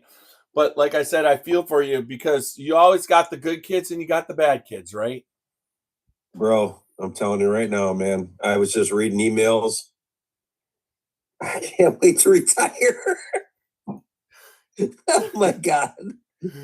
It's getting rough. I know you think I'm totally insane for going back to work teaching, but no, he's not insane. He's doing the work that needs to be done. No, I said me. Oh, you are insane. Yeah, but you're working with the older people, Randy. I'm working. I am, and not only that, I'm working with graduate students. I'm not even working with undergrads. But they've already been brainwashed. Yeah, you can unwash middle school. They're paying $500,000 to get an education. They're going to work hard at it because they know that's going to pay them for the rest of their life. You mean they're not going out and protesting against Palestine to free them, even though they are free? No, that's a whole different group, man. The medical kids won't do that. Well, I won't say they won't, but a bunch of them won't. And they're in a private school, so they don't get their ass thrown out. Wait, what's happening? Where's Super Nash? What the shit? He's over there choking on a cigar. What's up, Sausage King? No, he's thriving on cigar. You can put dying on cigars. You don't listen. I'm Nash, I'll down that hill with you, brother. You do not listen. Nash, what do you think about it? Do what? What'd you think about it? I thought it sucked. I thought so. Because I wasn't on there. Yeah, it sucked, and then you didn't share it. Yes, I did. I know, I'm just kidding. It sucked, and then it swallowed. Well, I know you weren't on there, but we had a real. I know you weren't on there, but we had a real pro. Dan was there. Yeah, that was cool, man. Absolutely. Hey, I'll tell you what, I enjoyed it. Dan's a real great guy. Yeah. He is as good live as he is on camera. No, he's as good of a person as everybody. The people in the industry that you want to meet and hang out. We're going to go down there, and once again, you're talking family. It's like that's what's going to happen. Absolutely. We're going to Texas, boys. And and Nancy will be there. And Charlie may be there, and Donis will be there, and hopefully they'll get Erica down there. Hopefully CT will be there. Well, that's on you. Yeah. Yes. I've already got my tickets booked. When are y'all going? I'm going this week. I'm going Friday. After I do a release schedule, Nash. I was going to have to go Friday, but he says he knows a guy, so I may not have to go Friday to get my bottle. No, you got to go to work, son. You're going tomorrow for lunch. You got to start a job, bro. Actually, that's true. I may go tomorrow for lunch. Let me go talk to my wife. I'll be right back. What's up, John? What's going on, Martin? Hey, man, it's been one hell of a couple of days. That's what I was saying to these guys. They were asking me, hey, you got conferences coming up? How are the kids? I'm like, that's why I'm sitting here drinking with y'all motherfuckers. I hear you, brother. I hear you. Oh, my God. Hey, just remember, we got bourbon and fireworks. Bottle rockets. Bourbon and bottle rockets. That's right. Yeah. And we're gonna smash some Elmer right now. There you go. I got a pour of the Guadalupe. Nice. Oh man, is that this year's or the other one? It's last year, the first edition. It's all the first edition. It's just one was released. We had this explained to us on the podcast. Yeah. Just one terrible towel that says Louisville, say it like you're drinking bourbon. Nice. Confused with Louisville.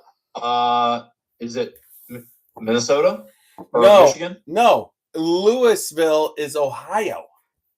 Oh, Ohio. Okay. That's where my kids go. They go to Louisville. It's Louisville. You bastards. I was a Christian school kid for 13 years, Tony, so I appreciate your comments earlier. Hey, Super Nash. Yeah, brother. They brought back NASCAR up here to Joliet, man, in the Chicagoland Speedway this coming year. But I'm thinking maybe in a year or two, we can do a bourbon and bottle rockets because they're doing it around the 4th of July in a couple of years. Yeah, that would be an episode and a half right there. How are you leaving me out, John? Hey, I'm not leaving you out, Tiny. Later. John, I'm just saying. You're talking to Nash like I'm not here. Well, no, I know you're there, but Nash is like the NASCAR guy, like me. Yeah, and to put it one step forward, guess where I'll be at next weekend, John?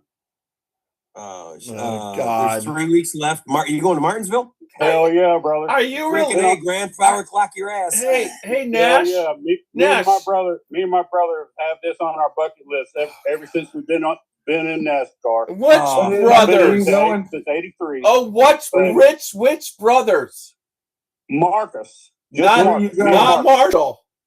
Where are you going? I missed it. Where are you going? Martinsville, Virginia. Martinsville, Virginia. Well, of course you How are. close is that to the I Mount told you Vernon? I'd be 2 states away from you. How close is that to Mount an hour and a half, Vernon? 2 hours away from each other. It's still about 7 hours from Mount Vernon because we're on completely different opposite sides of the state. God damn it! Martinsville is right down there near where my office is. Yeah. Is it? It's within 2 hours of my office in That's Bristol. out near Bull Oh Mountain. yeah, right? yeah. It's not far from Bristol. About Right, an hour. that's where my office- It's like, for that's where God's my sakes, office is. there's no place in the South that you don't own something that's 2 hours away from it. Look at what Look at what that boy's holding up. He don't own anything in Alabama. Almost as pretty as that one. Yeah, it's almost as pretty as that one. I have one that's as pretty as that one, but probably not as good. Raise it up. Which one is that? I can't read it. So this one is 6 years. This one is 5.5. What is it? basically. Is it Gatling. Gatlinger? Gatling. Detling. Hey, This hey is Jeff, 56. you know, me and you have a standing invitation to Detling Bourbon, and Who does? to go down there. Who has that? Me and Jeff. Okay, so when I come, We so when I come in, I met him in New Orleans a couple years ago. when we And, were there, they were there. Yes, he was there. Shit, I just. Oh my spilled God, whiskey I was tasting. He was giving me stuff out of the bottle, from behind, out of his little cooler bag. That's your normal thing, Nash. You go and do that and leave me out. You don't go, hey, Tiny. But when someone pulls something out the cooler bag, I'm like, Nash, get over here. Come on. You know what, Tony? I invited you, and your ass said, "Oh, I gotta go talk to this person." Where? So you didn't come over to see half of the people I tried to introduce you to at Where? KDF. Where? Anyway, Nash, do you have his cell phone number? Yeah, I got it. Okay, because I got it too. Hey, Nash. Nash, I'm coming down to go to Florida in late February next year. So I'm out of town. Oh, Tiny. I'm coming to your house on the way down, and then you're gonna travel down with us, and we'll hit that. But at the same time, Tiny, you better drain hours. that bottle of 4 grain, because I'm coming for that bottle of 4 grain. 4 grain what? He knows what I'm talking about. Yeah, I do. Which one is it? He's talking about the Ace Taylor. Oh, I love that. Tiny, it's 5 hours from where you'll be over What Yeah. is? to Denton. What? Which direction? What are you talking about? I'm talking about where you'll be in Florida. The closest you'll be is 5 hours away. What? Yeah. I'm gonna go to South Carolina, so I'll be in South Yeah. Carolina, and then It's you still, go there it's still about a 5-hour drive from me in South Carolina to go to Dublin. Alabama. No, it is 5 hours from I-75. Get him over. Or 4 hours. It's at least 4 hours from I-75 over where he's at. He's at the Alabama-Florida line. Yeah. Very, very, very, very, very west. Yeah. It's about five and a half How hours far? from my How house. far away is it from Jacksonville? 8 hours, 7 hours, 6 hours, 7 hours. How far away is it from Kiln, Mississippi? 4.5 hours. No, it can't be 4.5 hours from Kiln, Mississippi, because Kiln, Mississippi is on that part of the border of Florida. Where is Kiln, Mississippi? Then I don't know where that is. It's where Brett Favre grew up, and it is. Why don't you say something that people know, like the Beau Rivage? Hey, can I ask you a question? What the fuck is that? Hey, John, who said what the fuck is that? Was that John? Hey, John, you know where Favre's from, right? He's from Mississippi. I cannot tell you exactly where, but I know he's from there. He's right on the coast. It's like when you're coming from New Orleans, you come into Florida, and as you're into Florida, it goes Kiln, Mississippi, 6 miles this way, and Florida, you're on the Gulf right there, right at the tip. So it's got to be right there by Alabama. But cheers, Matt. No, I know what you're saying, Tiny. I cannot remember for the life of me where he's from. Kiln, K-I-L-N? Mississippi, K-I-L-N, Mississippi. Okay. I love the look on Randy's face right now because Randy is doing the math, and he probably has his phone and he's doing the maps. He's on fucking Google Maps, man. Yeah, it's awesome. So I'm putting in the name of the place he's at. Hey, Walker, Tiny, I where's can he tell at? you this. What's the name of Aaron the place Rodgers he's is at? getting beat 20-17 by the Bengals right now. He's losing? To Joe Flacco. Good, How much time What's left? up, Matt? Hey, brother. Hey, brother. What up, guys? Hey, How you Echo. guys doing? Hey, Echo. Hey. I told you I'd make it on at some point. About Hell damn yeah. time. Oh, come How on. y'all- He's working. Love you, brother. About God damn darn it, Nash. That 4 grain, I just had one taste, Oh, dude. and it turns into heaven. Okay, That's for Tiny, 2017. Tiny, 28 miles. Like I said, we'll go to Detlinger, and then we'll go visit Brett. No. Do you need Brett's cell phone number too, or do you have it? Why did you? Who said Brett Favre doesn't live in Kill, Mississippi? He absolutely does. I said, do you need his cell phone number, or do you have it? I don't have Brett Favre's cell phone number. Give me Brett Favre's cell phone. Pittsburgh right now. That is Aaron Rodgers. But yeah, Aaron Rodgers. Yeah, I'm talking about Favre. Well, he's the soccer player, right? Who? Yeah, that's right. He drives a NASCAR for the 6-7 car. Yeah, there you go. 6-7. That is totally a teacher thing, man. You know, you hear that all day. Oh, I can't even 6-7. teach math, bro. Hey, look it. Let's do problem 6 and 7. 6-7, and then you go. Then all you got to do is say 13. Yeah, and I'm just old 6-7. Yeah, It'll be like I'm a my real. week stuff, your week stuff. Let's have a drink together. Oh, Real simple. You know what I'm saying? I'll do that. We're still on Facebook. I'm not going to make that comment. When we get off, I'll tell you. So what is everybody drinking tonight? What Elmer, do y'all got? I've been, believe it or not, I know you can't believe it, but I've been drinking Garrison Brothers.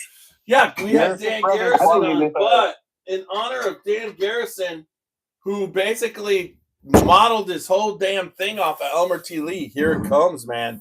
Do it, I've Jeff. got it right there. The 24. I've been trying to find the 25. But Is everybody drinking Elmer T. Lee right now? Elmer T. Lee. Guadalupe was he's still is the first batch. They've got 7 stills. They've at Garrison Brothers, they got 7 stills that are modeled after Elmer T. Lee's experimental still at Buffalo Trace. I need to start talking for Tiny. No, I was burping. I see you. Oh, that does make a difference. Dan Tiny's swallowed some bottle rockets. Sorry for him. But I'm going to see if his whiskey tastes the same as Elmer T. Lee's. I will tell you, the Elmer T. Lee 24 is 10 times better than 23. Walker, I finally killed my 23. I've never seen makers on it. It comes out right here. I can't Just quite so I can show my boys. Boys, Hey, hey Matt, is Shayna there? Shauna? Hey, Shauna, but no, she's sleeping. Shauna. Colton's here. You want to say hi to Colton? Walker, you're seeing it.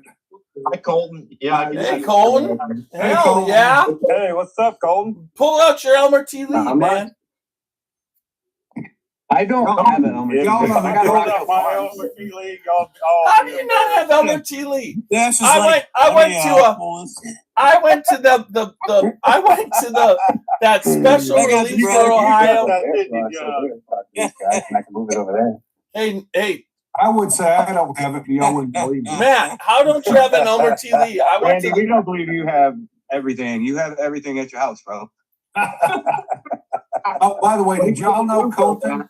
Colton is a mule. Am I right, Colton? Why is Randy picking on Colton? Ooh. Isn't he the one that brought that? Right there. Isn't Colton the one that brought that? That's the invitation birthday bourbon I need bottle. one of That's those. cool. I somehow muted my... Supposedly Randy's saying that Colton can get you one. I did get him one already. A birthday bourbon? Can you hear me though? No, this other thing. Hell, birthday bourbon. Where would I find a birthday bourbon? No, we Look said at that Walker's was the over there doing sign invitation. I was trying to get you the WLW this week, Yes, you were. You're wonderful. and it made me sick that I missed it. No, don't be Oh my God. Randy. Walker. Randy, here's the word of advice is that the whiskey you're supposed to get, you get. The whiskey you're not supposed to get, you don't.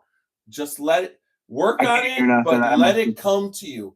I mean, this is all I got to say is that I didn't get it, but then I What the did. hell is that? You all know what this is. Does it look like that one? Yeah, it looks Or does it look like that one? Why do I suck, Nash? You're going to be able to drink Or this. does it look like that one? Which one of them? Why do you have so many cathedrals? You have the I whole know, he's floor. hoarding it. He Which don't one of want three does nobody it else look to have it. You got more bottles than fingers, Randy. What the shit? The one? Yeah. The what? You know- the wealth, Randy.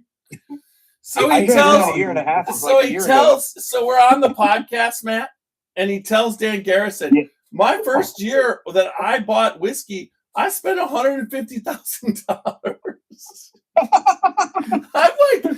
Dude, I didn't even Jesus spend that Christ. much money on my house. Hey, look at that. Get a double high eagle five fairy for that, rare, Matt. $3,300. That's way fucking more than my mortgage, bro. It came out they had it yesterday. I could have gotten another one yesterday. Oh, I why? saw that, Randy. But That was incredible. yeah, I'm glad I you skipped passed on it. I passed. I'm glad you passed. How much? I am too. How much was all your cathedrals, Randy? Well, when you have 7, you don't need another one. You only had one. You had Randy That's had right, man. Randy had one that was the same price as mine. Yeah, I had one that was the same price as yours, and I It had two came that were from 170. Sarah. And I had two that were 170. Okay, you bastards. If we do this again in July and August with the 6 of us, maybe if CT and Carl, I don't know if they'll come. Holy shit! Carolyn Gotch said I'm going to tell you, this that is trouble. Donis, which is the master distiller from Donis is Garrison the Brother, master distiller. he is from Marblehead, Ohio, where she lives. Yeah, he is. Ah. Of Oh, course wow. he is. You didn't know that? You didn't know he was from Ohio. Of course I did. Well, then why aren't you talking about that shit? Because I'm not from fucking Ohio. I'm from fucking Ohio. It would have been nice to let me know. Oh my gosh. We were So- based out of Ohio. That would have been a thing to mention. Yeah. Sorry. Yeah, it really would have. For especially for all the Ohio people. Sorry. So Tiny, she said her middle name is Garrison.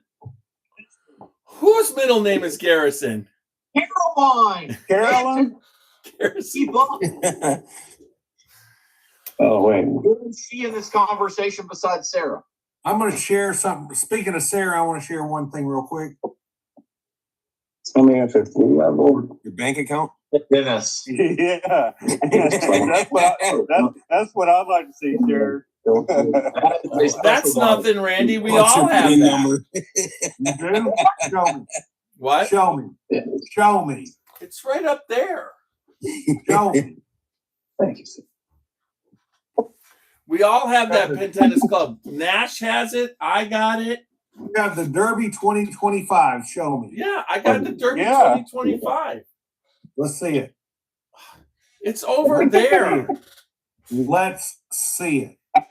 I feel like Walker's trying to say something. Hey, Nash, Hey. show her. Well, Show her. if you insist. I'm not going into the house. Look, I am spent. Like I said, I've You had stay right there. I am. Less I than am. 4 too. hours, I'm really spent, boys. Fuck yeah, Nash. That's why you're sitting out there going, fuck this shit. Exactly. Hey, I wanted to come on just Damn, to I'm say. flexing now. I need to quit that shit. Oh my gosh, Walker! I go hard. You got So there do on I. your own. That's without Walker, I got a bottle the other day. What I can't hear you. Oh Walker. yeah, brother. I love you, John. Man, you're awesome. I know we're brothers from Let another Walker, mother. let we Walker are, speak bro. for a second. Let Walker speak for a second. Said you got there on your own earlier, and then you said I got something the other day, and I said I thought you were saying you were going to stop flexing. But I'm trying to show you it was something you would like. Oh, well, that's kind. So Randy has 3 houses. It was The only way I would like to Creek. is if you're in a 2-ounce pour with me. It was some kind of Knob Creek. I can't remember which one it was. And I'll be glad to give you my address, but you already got it. So both combined together. So this is for Matt and Colton. Matt and Colton, I think we got the better end of the deal, even if they got all those cathedrals. Yep, I'll give you that. Me and Walker waited in line. We got What a is little that? balls. Oh hell, what is It was that awesome. stuff? What is that? Accelerates. Let me guess. You got It's set something it. already got. Oh, he's fixing to pull out 2 or 3 of them. That's fine. Walker, does it look I don't like care. this? Yes, sir. It looks like that. I got 3 more in the other room. That's fine. I don't I opened it last night. I want to show y'all what I opened last night. It was fantastic. All right. CYP. What you're showing. Oh, hell, it ain't that ass pocket whiskey, is it? I wish it were. I've got that right. He Ass wishes pocket. it was. Best pocket whiskey. Is that this stuff? Hey, Oh my God, it's so close to you. Randy, I just want to say this to Randy. Did you see where today they're releasing ass pocket whiskey that's like 15 years old and it's in a very limited release? You mean this one that says 15 right there on it? That No, one? it does. You have that. That's not 15. That's not 15 years old. What does it You say? got to go in front of your face. Oh, it is. You're going There the it is. wrong direction. I don't have to. I'm looking at it on screen. It says 15 years old. I see it. The screen. Okay. It only All says it when I take that back. Then it's the ass pocket whiskey 20-year-old. They're That really. I don't have. I just got 15. I was waiting for you to walk in a different room and come back in with it.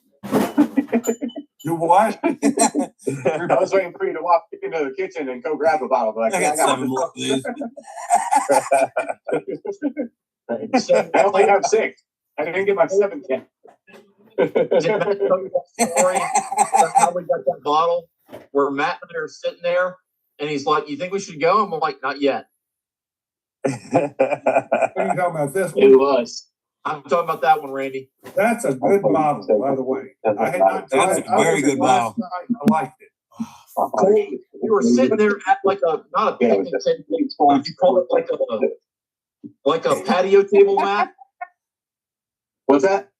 But that table we were sitting at, like a patio table, because we had Yeah, like an 2 seats at it. umbrella. Yeah, there was 2 seats, you, a little circle, and an umbrella. And then we went and got drinks. Yeah. In these cups. We got drinks in those cups. And they Yeah. wouldn't wax stiff your cup. They said, "Not today, Walker." Yeah. I opened that last night. Oh, that looks really good, Randy. Is that some Muslim freaking whiskey? No. You That do. looks like Muslim writing to you. Oh, turn off that looks Facebook. like Sorry, Arabic guys. to you. Like, oh man, that hurts. Was that your head? Yeah, it hit me in the head. Yeah. Holy shit. This What's going on? It's the Gong Show. What was that? What was that echo sound? It was the Gong Show. That was my copper Jacob Bromwell flask rolling off while I was looking for this damn Pendennis Club. Which Is your head hollow? you literally had. That was the literally. That was not my head. It hit me in the head, but it was the goddamn thing. I got one better. I got the 150th anniversary to show you. I also have the 2020. Do you have this year's though? Really? Yeah, I got this year's, and I gave Nash the bottle that from the bus tour because he opened and he gave me it, so I gave him that bottle too because I had a bottle already. I really need some help from you guys. Y'all are my friends, right? Yeah, we'd be glad to help you. Which is which? I have no idea what I'm doing. Which is which? The one in your right hand is darker than the one in your left hand. So you got Maker's Mark over on your right.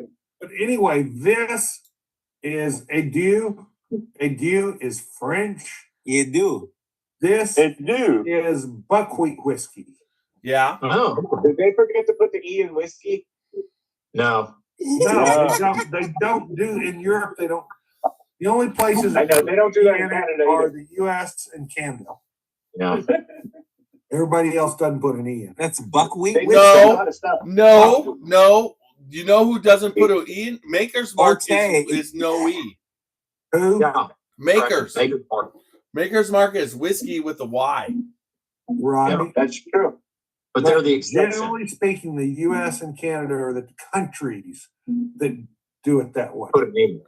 Yeah. So why does Maker's do it? Because no, actually, Ireland doesn't Ireland call it whiskey too? Yes, he is making the point. Let me look. Hey Nash, were you on last night when I showed this or Tuesday? No, I didn't. From Malloy's. Oh, okay, so this is it's the Booker's mash bill, dude. I've got a Oh, ceiling. yeah? Yeah, so I'm thinking about getting a case and getting it for y'all. Ireland. Oh, hell yeah. Also, yes. I will definitely reciprocate, brother. It's 120.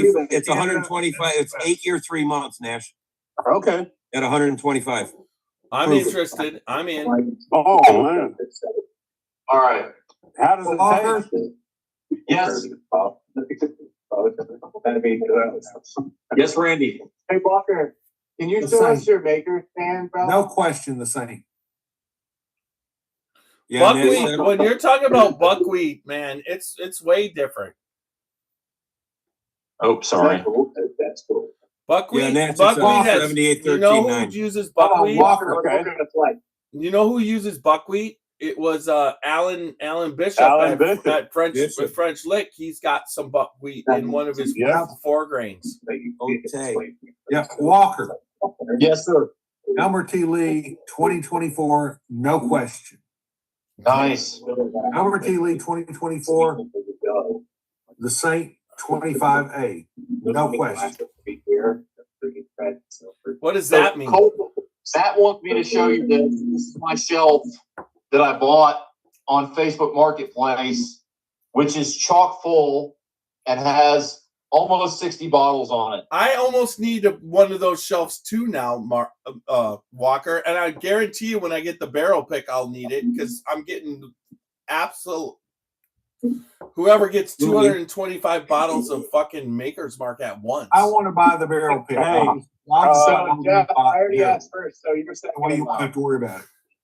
Yeah. Hey, Jeff, what are you gonna do with a big ass shelf like that and only have one bottle of your pick on the shelf? I've got Maker's Marks, fucker. Hey, that's all you're gonna have left is that pick. I know I ordered 6 bottles already. John, clap with me. How many bottles? Who's gonna beat Nash on a case? Who wants more than a case of that Maker's Mark? I'm good with them. Hey, Randy. Randy. I'm good with one bottle. No, you're not. You're gonna you're gonna Randy, I need you to sell it to your John, guys. And I want to tell John right now, John, one of those bottles is for you, brother. Oh, come on now, man. Hell yeah, brother. Nash, All right, you well, give me one too?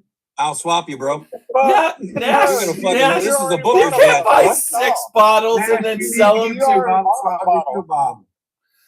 No, but Randy, my brothers is at least 3 for me. in all your groups, Randy, sell the pick. Nash, you know that's got to come with about 5 grosses of bottle ripening. Hell yeah, brother. Hey, as a matter of fact, John, yeah, I'm gonna send you up a gross of vintage bottle rockets, the ones that explode. They're illegal. Oh, And listen, man. I've got a couple of gross of them that I've had stashed back, and I swear to God, when I get you that bottle, I'm sending you up 1 gross of those bottle rockets. Oh, it's coming, man. Hell yeah. So Jeff, I need 2 of the makers, and then Colton wants 1. I probably have another 4 or 5. I'm gonna have to call you my next tasting, which is tomorrow. Okay. Hang on 1/2 second. Jeff, you know we're talking about our podcast was Dan. His address, this blows my mind. You're not gonna say you're not gonna say it online. No, do not put that address online. It is P.O. Box, blah, blah, blah, High, Texas, blah, blah, blah, blah, blah. I thought that was cool. It's a P.O. Box. Yeah, I give that address a bump. But anybody can look the address up. It's public record. Wait, I didn't hear it. Hit the hammer again. Hey, we go get them, all right. But that was a fun podcast. It really was. Oh, it was a good one, man. Yeah, it was. Dan's a good guy. He was very knowledgeable. And we asked him exactly the right questions to get the answers that we needed to let our people know what was going on. I think there will be people buying Garrison Brothers that wouldn't have been before. Oh, I'm sure that's the whole goal. I would agree. Yeah, I would say while I was talking to him, The Guadalupe gained 2 points. As far as you're drinking it, or as far as people buying it? No, as far as me rating it. Yes, isn't it good? No, but It is. Once But again, I'll stress, like right now, hanging out with you guys, it's like what's really fucked up. The part that's fucked up the most is we're sitting There's here. nothing but fucked up with hanging out with us. I don't want to. But we're all sitting here. This podcast right now is the wildest ever. And you got Matt. Okay, so Matt. Yes, sir. Who am I? Why am I That having was Walter. Give me the name. Colton. Thank you. Name. Yeah, how can I forget Colton? For God's sakes, it's Colorado. But anyways, right? It's a freaking gun. Colton, Colorado. yeah, can I ask you? Have I met Colton before? No. Is that your Thank real you. name? Colton, So I'm your like name? sitting there going, I'm freaking out that I met Colton before and I'm not remembering. But thank you. But it's But awesome. it's Colton from Colorado. Yeah. Have I met Colton before? Hey Colton, from now on the Scotchy Bourbon Boys, you're from Colorado. Hold on, Colton. Have I met you before? No, you have not. No. Well, who did I meet? Who did I meet in the Perkins parking lot then? Jimmy? Was it Jimmy? Jimmy. You met And your 16-year-old son? How are you mixing Jimmy up with Colton? Colton's like 100 pounds. Easy. No, Real easy. it's not. Colton is 100 pounds Shut the lighter than fuck Jimmy. up and listen. Shut up and listen. My eye appointment's Friday. Is tomorrow. Fucking Jimmy's like from The Sopranos. How's that an answer or what? Jimmy and Steve, but now we got Colton. Hey, I'm gonna tell you, Matt. I like Colton. You made Randy leave. I like. So Jeff, let me just say this.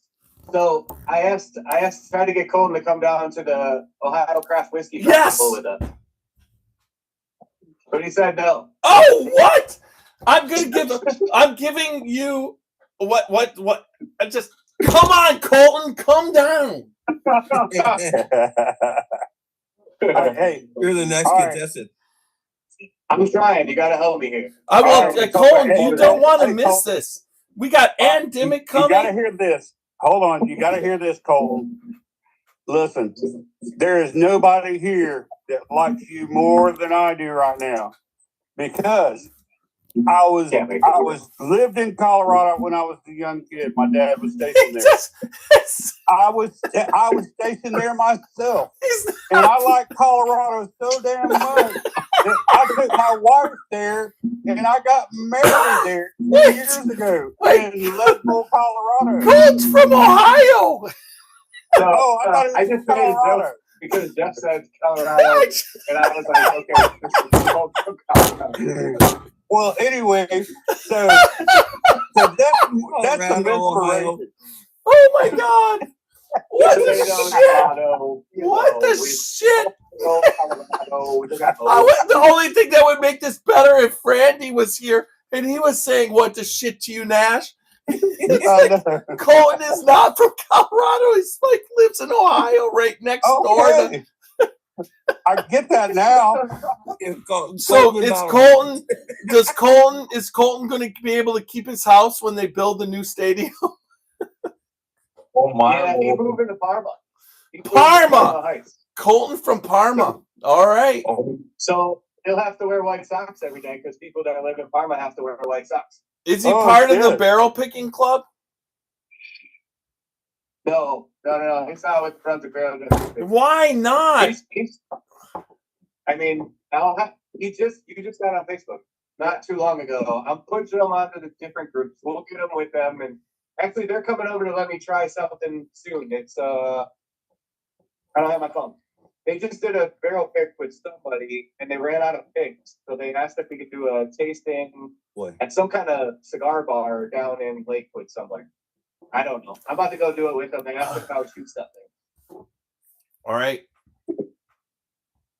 You're kicking ass, Matt. Matt, you just keep kicking I'm ass. trying. You are. Yeah, you are. And it's like you look at Matt's shirt, it says Echo. Now that he is just like putting what Echo is going to become a brand in Ohio and then eventually a bigger brand because Matt is out there selling it. Hell yeah, nationwide. Put my head on the sign at some point. It's gonna happen. Like, Hey, ZZ Top, nationwide.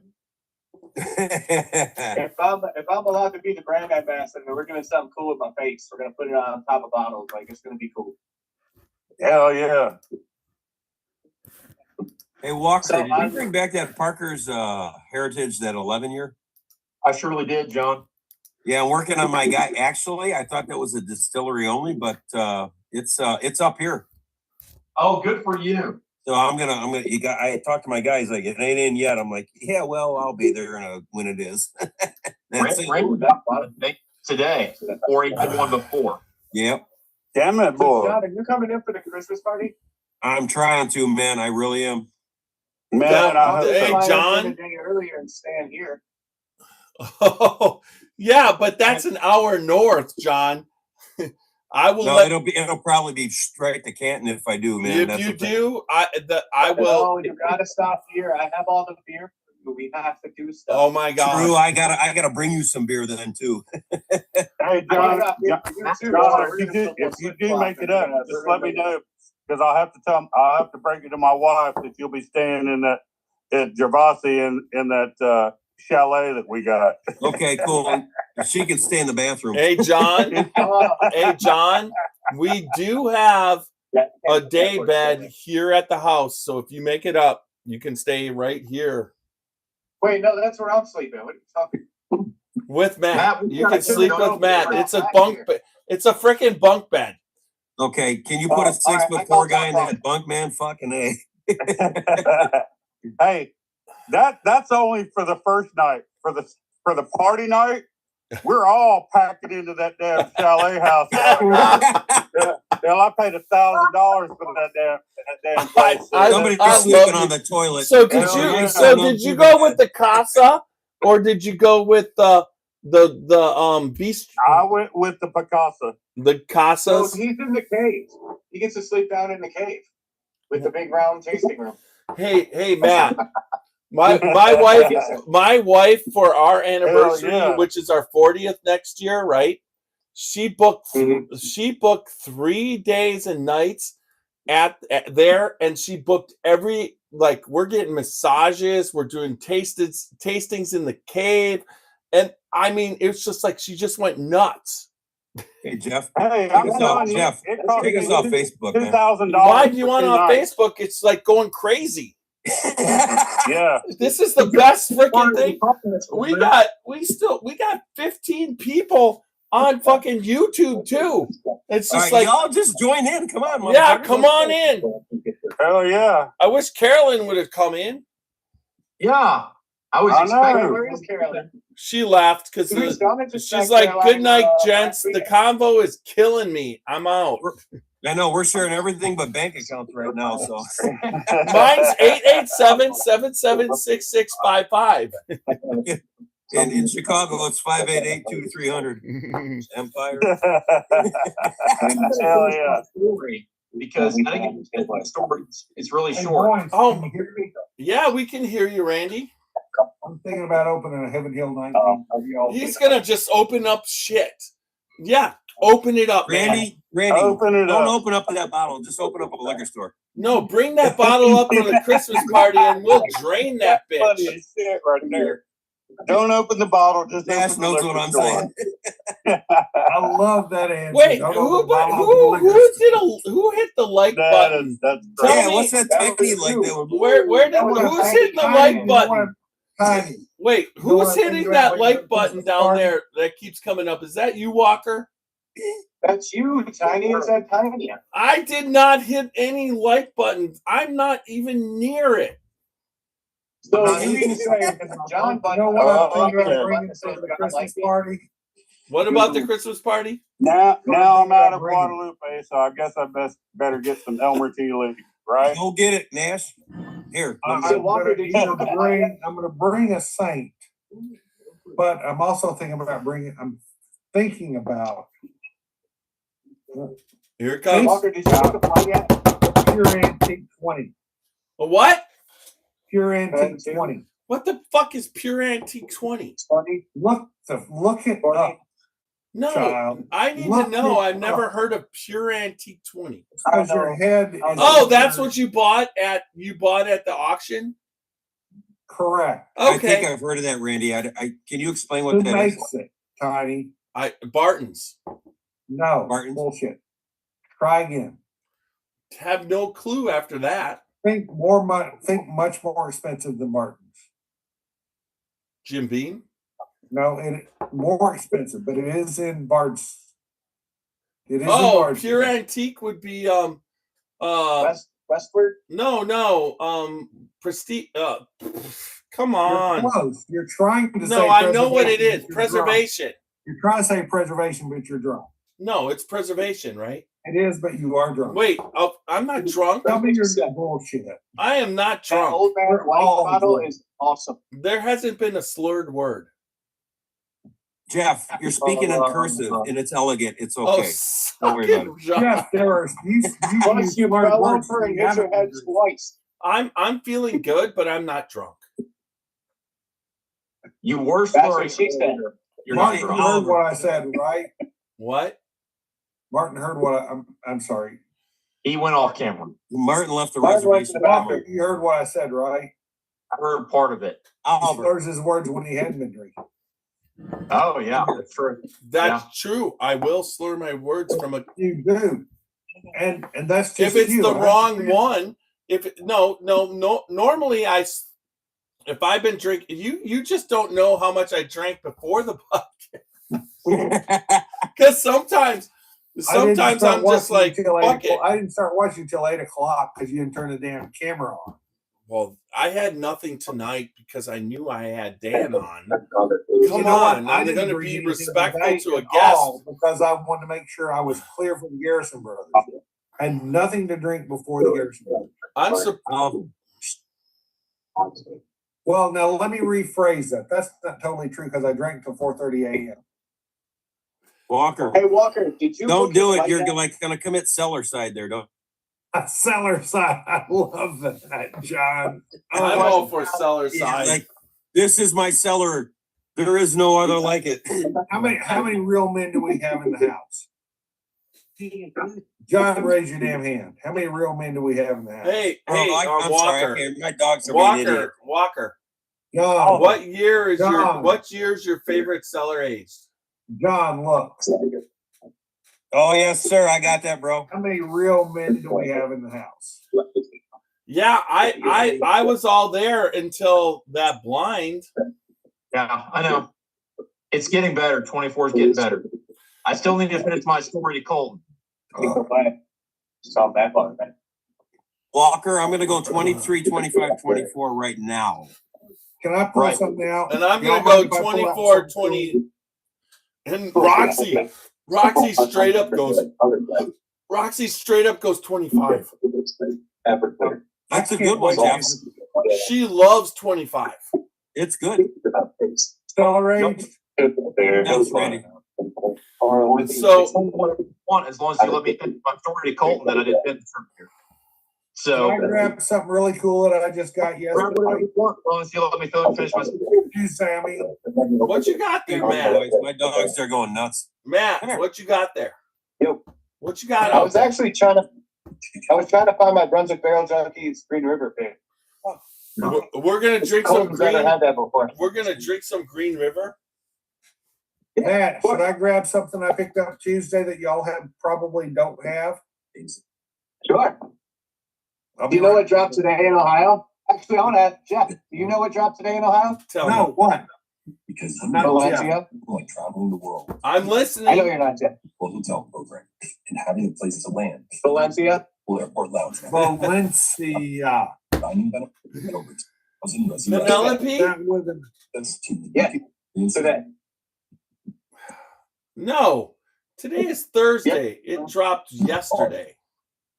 There's nothing. No, it didn't. It wasn't on the truck yesterday. Second time it's 3. Nothing drops on Do you know what was Thursday. yesterday? What was yesterday? And actually, yesterday's weren't even yesterday. Yesterday's were on Tuesday, and those were Hardin Creek, and it was 3 different ones. This isn't the spot. Well, I picked Today, one of them up. dropped Valencia. You did? Different levels of Tell the me you got recap. the mushroom. I'll tell you what I got because it's right here. Did you get the mushroom? I hope you got the mushroom. That's the one I want to try. Here it is. Hardin's Creek.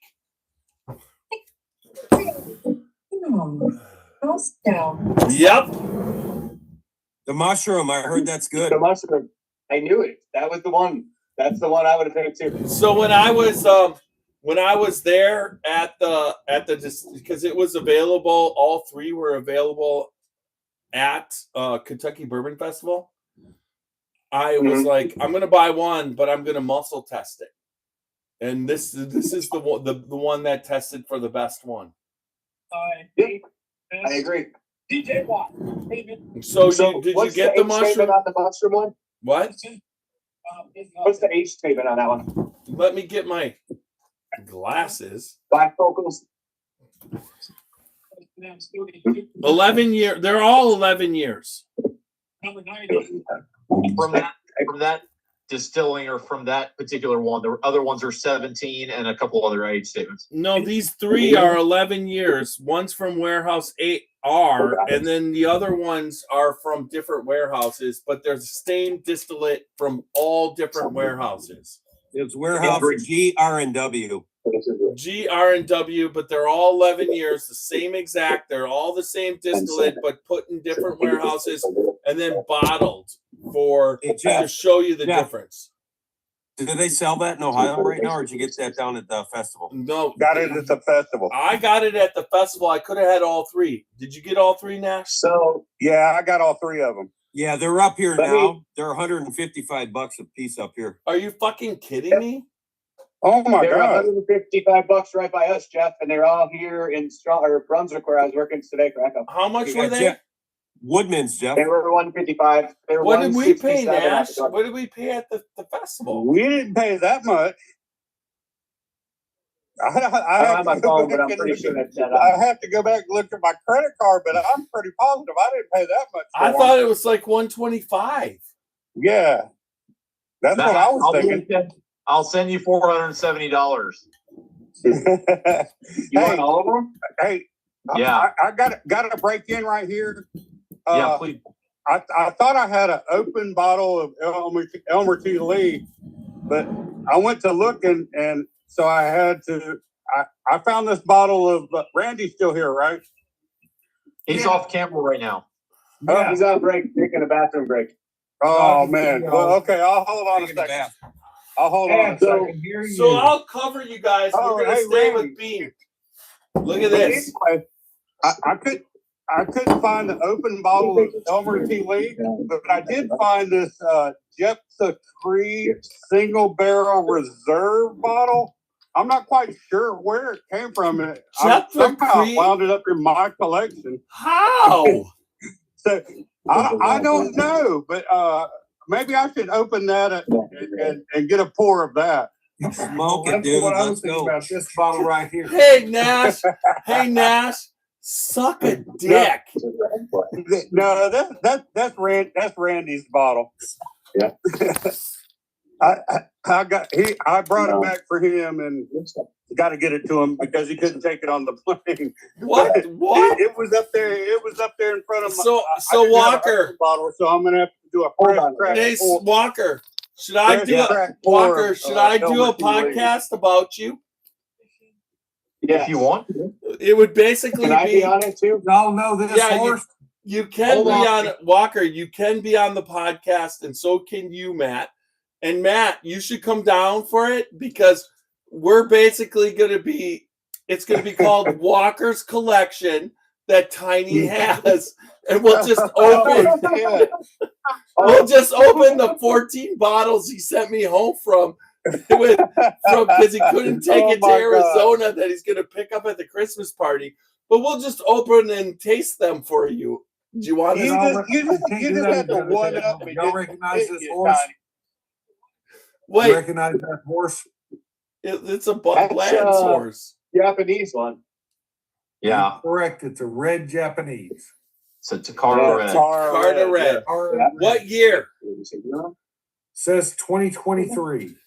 I got to drink a 1989 Takara Red at with David Sandlin at the House of Commons, and it was one of the top bourbons I ever had.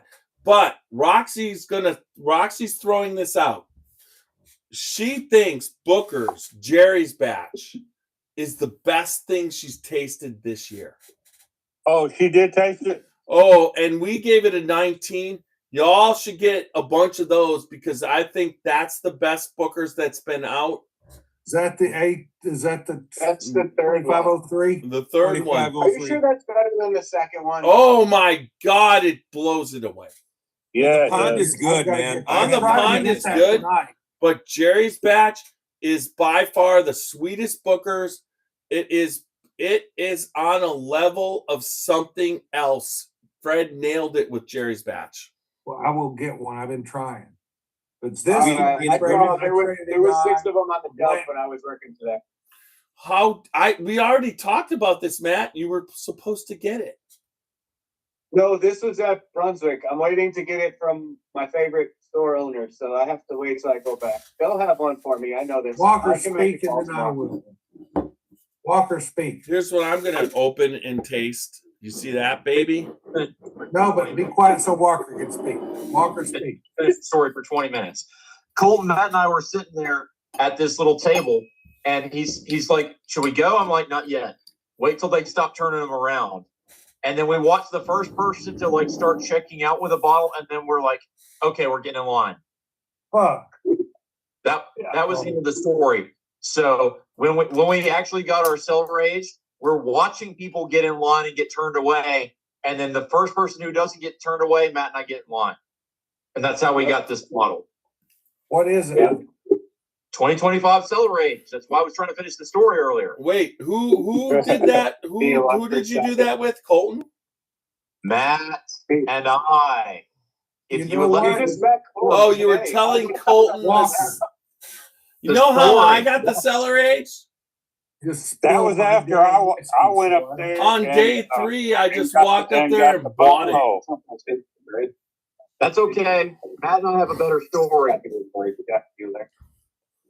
What was the best? Definitely have a better Okay, story so we besides Randy, who was like, no, Randy, what was the best bottle experience you got as a presidential Kentucky Bourbon Festival? You're not gonna believe it. You will not believe it. Holy shit! What? It may have been Pittsburgh just scored to tie it up. Wait, are you talking about that? Did Aaron Rodgers throw a touchdown? 6-yard pass. Oh, right. That's my quarterback in fantasy. Yeah, What's 30, this? it's 30-30. Ty Detmer? But hey, no, but they can kick that extra point, go one ahead. Awesome. And there's only 2:21 left to go in the game. Should I open this tonight or not? What a fucking pass. No, save those pours for another night. Yeah, I want to already have to. I traded a guy Blanton's gold for this one. What was it? Pittsburgh leads 31-30. This is a Takara Red. Yeah. I'm just telling you, That's awesome. When David let me taste that 1989 Takara Red, right? I was like, there's so much that's happened at the House of Commons that has been insane. The House of Commons, if anybody out there watching tonight, if you have a chance to go to the House of Commons in Frankfort, Kentucky, there isn't an experience anywhere for bourbon anywhere else. You're gonna have to share that with me, my friend. Wait on that one, John. Sagamore Rye 10. That's a good bottle. Share what? What'd you say, Tiny? Share what? John has to share it for me because I ain't buying that bottle. Sure you are. You don't No. have to. Steve has it in his You're a truck. man. You Do man you up. see the size And of even that you rye drive it label? Now, so here, you guys, I challenge you, all of you guys. How much have you been experienced with Hemingway? I got two. I've got one. I've and got two here at the zero house. experience. They're starting the offer? to. They're going to do a bourbon. So the guy I met, I've seen it. I've seen the bourbon. so they're just like Dan Garrison. They are a family orientated. Their dad is like super knowledgeable. But I was talking to his son at the Kentucky Bourbon Festival. He gave me his card, and they're going to have a bourbon. I'm like, I'm not a rye guy. I said to him, he's like, taste this. And it's like, that's pretty good. He's like, that's not a rye. That's our first bourbon. So I want to have them on because they're a family. They remind me of Starlight. We can make that happen. If they have the Andorrata, I'm with it. Okay. I hear you, bro. I just poured myself a sip of that.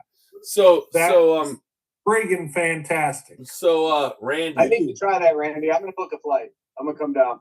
why? He's coming up for the Christmas party and the Crystal Glen Karen tasting. Tell him to bring it. It'll be Okay, gone. let's do- well, I mean, I wanted to fly, but I mean, thanks, Jeff. I'll just wait. Well, you don't have to fly. Yes, fly to Europe. I got it in Paris. Hey, John. He has Talk 12 to of me. those in his kitchen. Cheers, brother. I'm sorry. What'd you say, John? What'd you say, Cheers, man? John. I said, I'm going to fly down and we're going to drink that in your kitchen with the other 12 bottles to that. Listen, half air. This is a bad motherfucker right here. I'm telling you. It is. Sagamore always makes good stuff. Where is 10-year where rye is Sagamore is a out of? banger. Where is It's Sagamore out of? Maryland. What is, John? Martin, 31 makes good 10-year stuff. Sagamore Who rye is a makes banger. Sagamore? Oh, yeah. Where Hell yeah. Sagamore is rye is out Sagamore? of Maryland.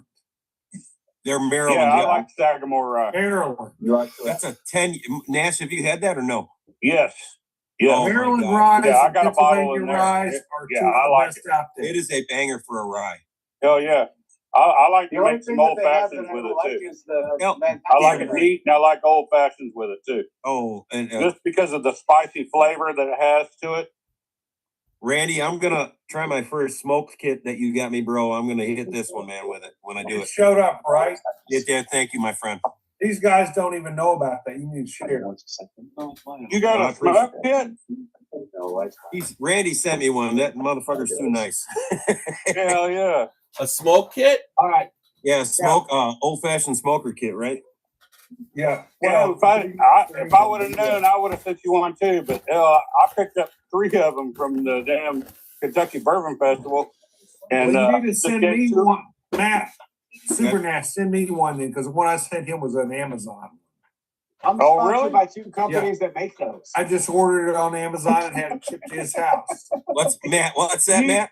You should have got one at the Kentucky Bourbon Festival. I didn't. I got. How did you I not? got the media kit, and hell, I got like 3 of them. I didn't get media kit. Oh, okay. So, guys, I'm gonna have to jump off because I gotta get up at 5 in the morning. But what day are y'all flying in? And I'm putting a maker's tour for Walker when you get here. We may have to do a 2-day tasting of stuff. You talking about Christmas? Yeah. Are all y'all coming for Christmas or what's going on here? Yeah, Yeah, Christmas. Me and my wife are flying in on Thursday, Matt. And I was going to ask you about that because we want to stop by. Are you What time you guys flying on Thursday? But we'll get We get there about 9 o'clock, 9:30 Matt. In the morning? Yeah. Hey, Matt, you're too young for this. Hey, Matt. Tiny, you get this. Super Nash, you get this. Walker, you're an old soul, so you may get this. Matt, I don't know when. We'll get together then. We're doing it. Y'all were supposed to laugh. Hey, Matt. I know where that came Hey, from, Matt. right? Matt. We'll If get Nash is together going to be then. there on Thursday at 9 o'clock, John got it. I will be there on Thursday at 6 a.m. Bullshit. I will beat I'll be Nash. there Thursday at 5:50. I will beat Nash up there whatever 5:59. time he says he's going to be there. Bullshit. I will bring. He don't have any more days off. I I'll got be there Thursday, Wednesday. Friday, Saturday off on that. my actual vacation Gage, which is our saleswoman, just went to Hawaii for 15 days. I've got another 15 days off. I just stayed 2 weeks behind. Yes, I do. She went to Hawaii. Okay. So I'm going to tell my cousin I'll be off Thursday and Friday during that time. Hey Jeff, are you doing are you having people at your place on the Thursday the 11th? Yes. No, yes, he is. I have a question. It starts on the Friday the 12th, John. Bullshit. He's having people there I will on let you Thursday. sleep over on the 11th. I just have Hold on, dude. Wait, when's the party? It's the 12th, right? But it starts on Thursday. That's what I'm saying. We're flying in on Thursday. Nash flies in on Thursday. He usually tries to upstate. He tries to up me by coming in on Thursday, which is fine. If I'm not getting evaluated for my job either of those days, I'm rolling, bro. Hell yeah, call in sick. Okay. You can come up on Thursday and meet us. So John, you just meet us. You meet us at Matt's. Got me sick all day long. I can't make it. What's the matter with you, John? I got the Sangamore rye sickness. Yeah, he's coming on Wednesday, but No, John. John, I was puking in Hardin's Creek. Who's not Hardin's Creek? I tried to clean my toilet bowl with Hardin's Creek. Yes, Matt. I'm trying. Did you show Hardin's Creek, Walker? So, I gotta get up super early. Yes, you do. Hold on. Matt's got to talk. He's got to go. Hold on. Yeah. Can you guys each text me the day and time that you'll be here? I'll make sure I'm off work and I will make sure everything happens all the days before, and then we'll be there. I feel like y'all have all conflicting dates of stuff. So y'all let me know when. There's no confliction. It'll be between 7 and 9 p.m. on Thursday. No confliction. We'll be there. Yeah. Hey, Matt, I got your number. I'll text you our schedule, our flight schedule, me and my wife. And like I said, we'll see it. Hey, Nash. Nash, do I have your number? Nash, I'll just pick you up at the airport. Have my number. Everyone you guys have. Actually, John, you have my number now too because we got put on the same text message. Yes, we do. So every one of you guys has my number. If you guys are you sure I've got your number? Yes, of course. No, Matt, do not give Randy your number. Don't even answer. Randy has my number. We'll start shooting bottle rockets up, Randy. What the fuck? So if each of you guys can text me the day that you guys are coming in and the time, let me work out the times of work and I can make everything happen and we will have a great time before the Christmas party. Hell yeah, brother. Cheers, brother. All right.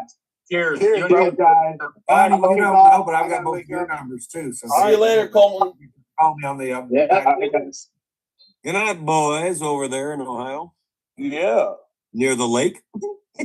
Hey, and on NFL football note, the Bengals have just made it down to the 12-yard line, and they're fixing to kick a field goal to take the lead with 1 minute and 16 seconds to go. Nice. They're gonna with 1 minute and 16 seconds. They're gonna give Aaron Rodgers 1 minute and 16 seconds. They lost. No, their time's ticking down. It's less than a minute now. Boys, this buckwheat whiskey is fantastic. Well, that sounds good. We like buckwheat. So y'all want this, right, man? Y'all want to bottle that? That's a Booker's mash bill. Can you get us it?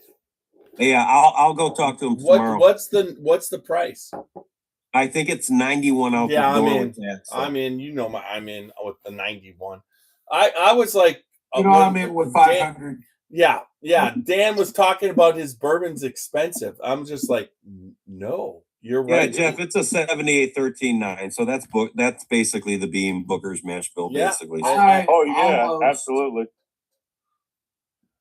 It's good, dudes. I'm telling you, man. This is like it snuck up on me. I'm like, okay, I'm gonna get it. And Steve's like, try it. I'm like, yes, sir.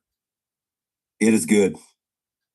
Randy, do you think Dan would like having a Detling because it's very similar in some ways to his? Randy? Sorry, I'm actually texting Dan right now. He's texting and praying at the same time. I got you. Hey, Jeff, they ran one more play and just downed it. They're running the clock all the way down to 3 seconds. Yeah. So Cincinnati looks like they're going to win. Oh, they're going to beat the Pittsburgh Steelers, huh? No, Philadelphia. All right, I'm going to kill this stuff, but I mean, honestly, we killed it on Facebook and YouTube. Everybody on Facebook, thanks for joining us tonight. Thanks for the shenanigans, guys. That was a lot of fun. I think people Guys, really I enjoyed apologize it. for cursing in front of you. No, that's what we're supposed to do. It's a whiskey podcast. Don't apologize. No apologies. Some of us aren't. Yeah, we don't. Well, once you curse, you're part of us. All right, everybody. Good night. Kiss my butt. He says, "Kiss my grits." And Walkers. Chris, kiss my grits. That's what I said. Grits. That's what. Come on, Flo. Hey, cheers, everybody. Have a great night. Hey, what are you doing? Oh, you're just saying good night. You're not really saying Facebook good and night? YouTube. Wait, hold on. Wait. Nash, you make me want to smoke a cigar tonight. Me too. God damn it. How many have you had while you've been on? Like 15? No, just this one. 1.5. I just sent. Yeah, I 1.5. just sent Dan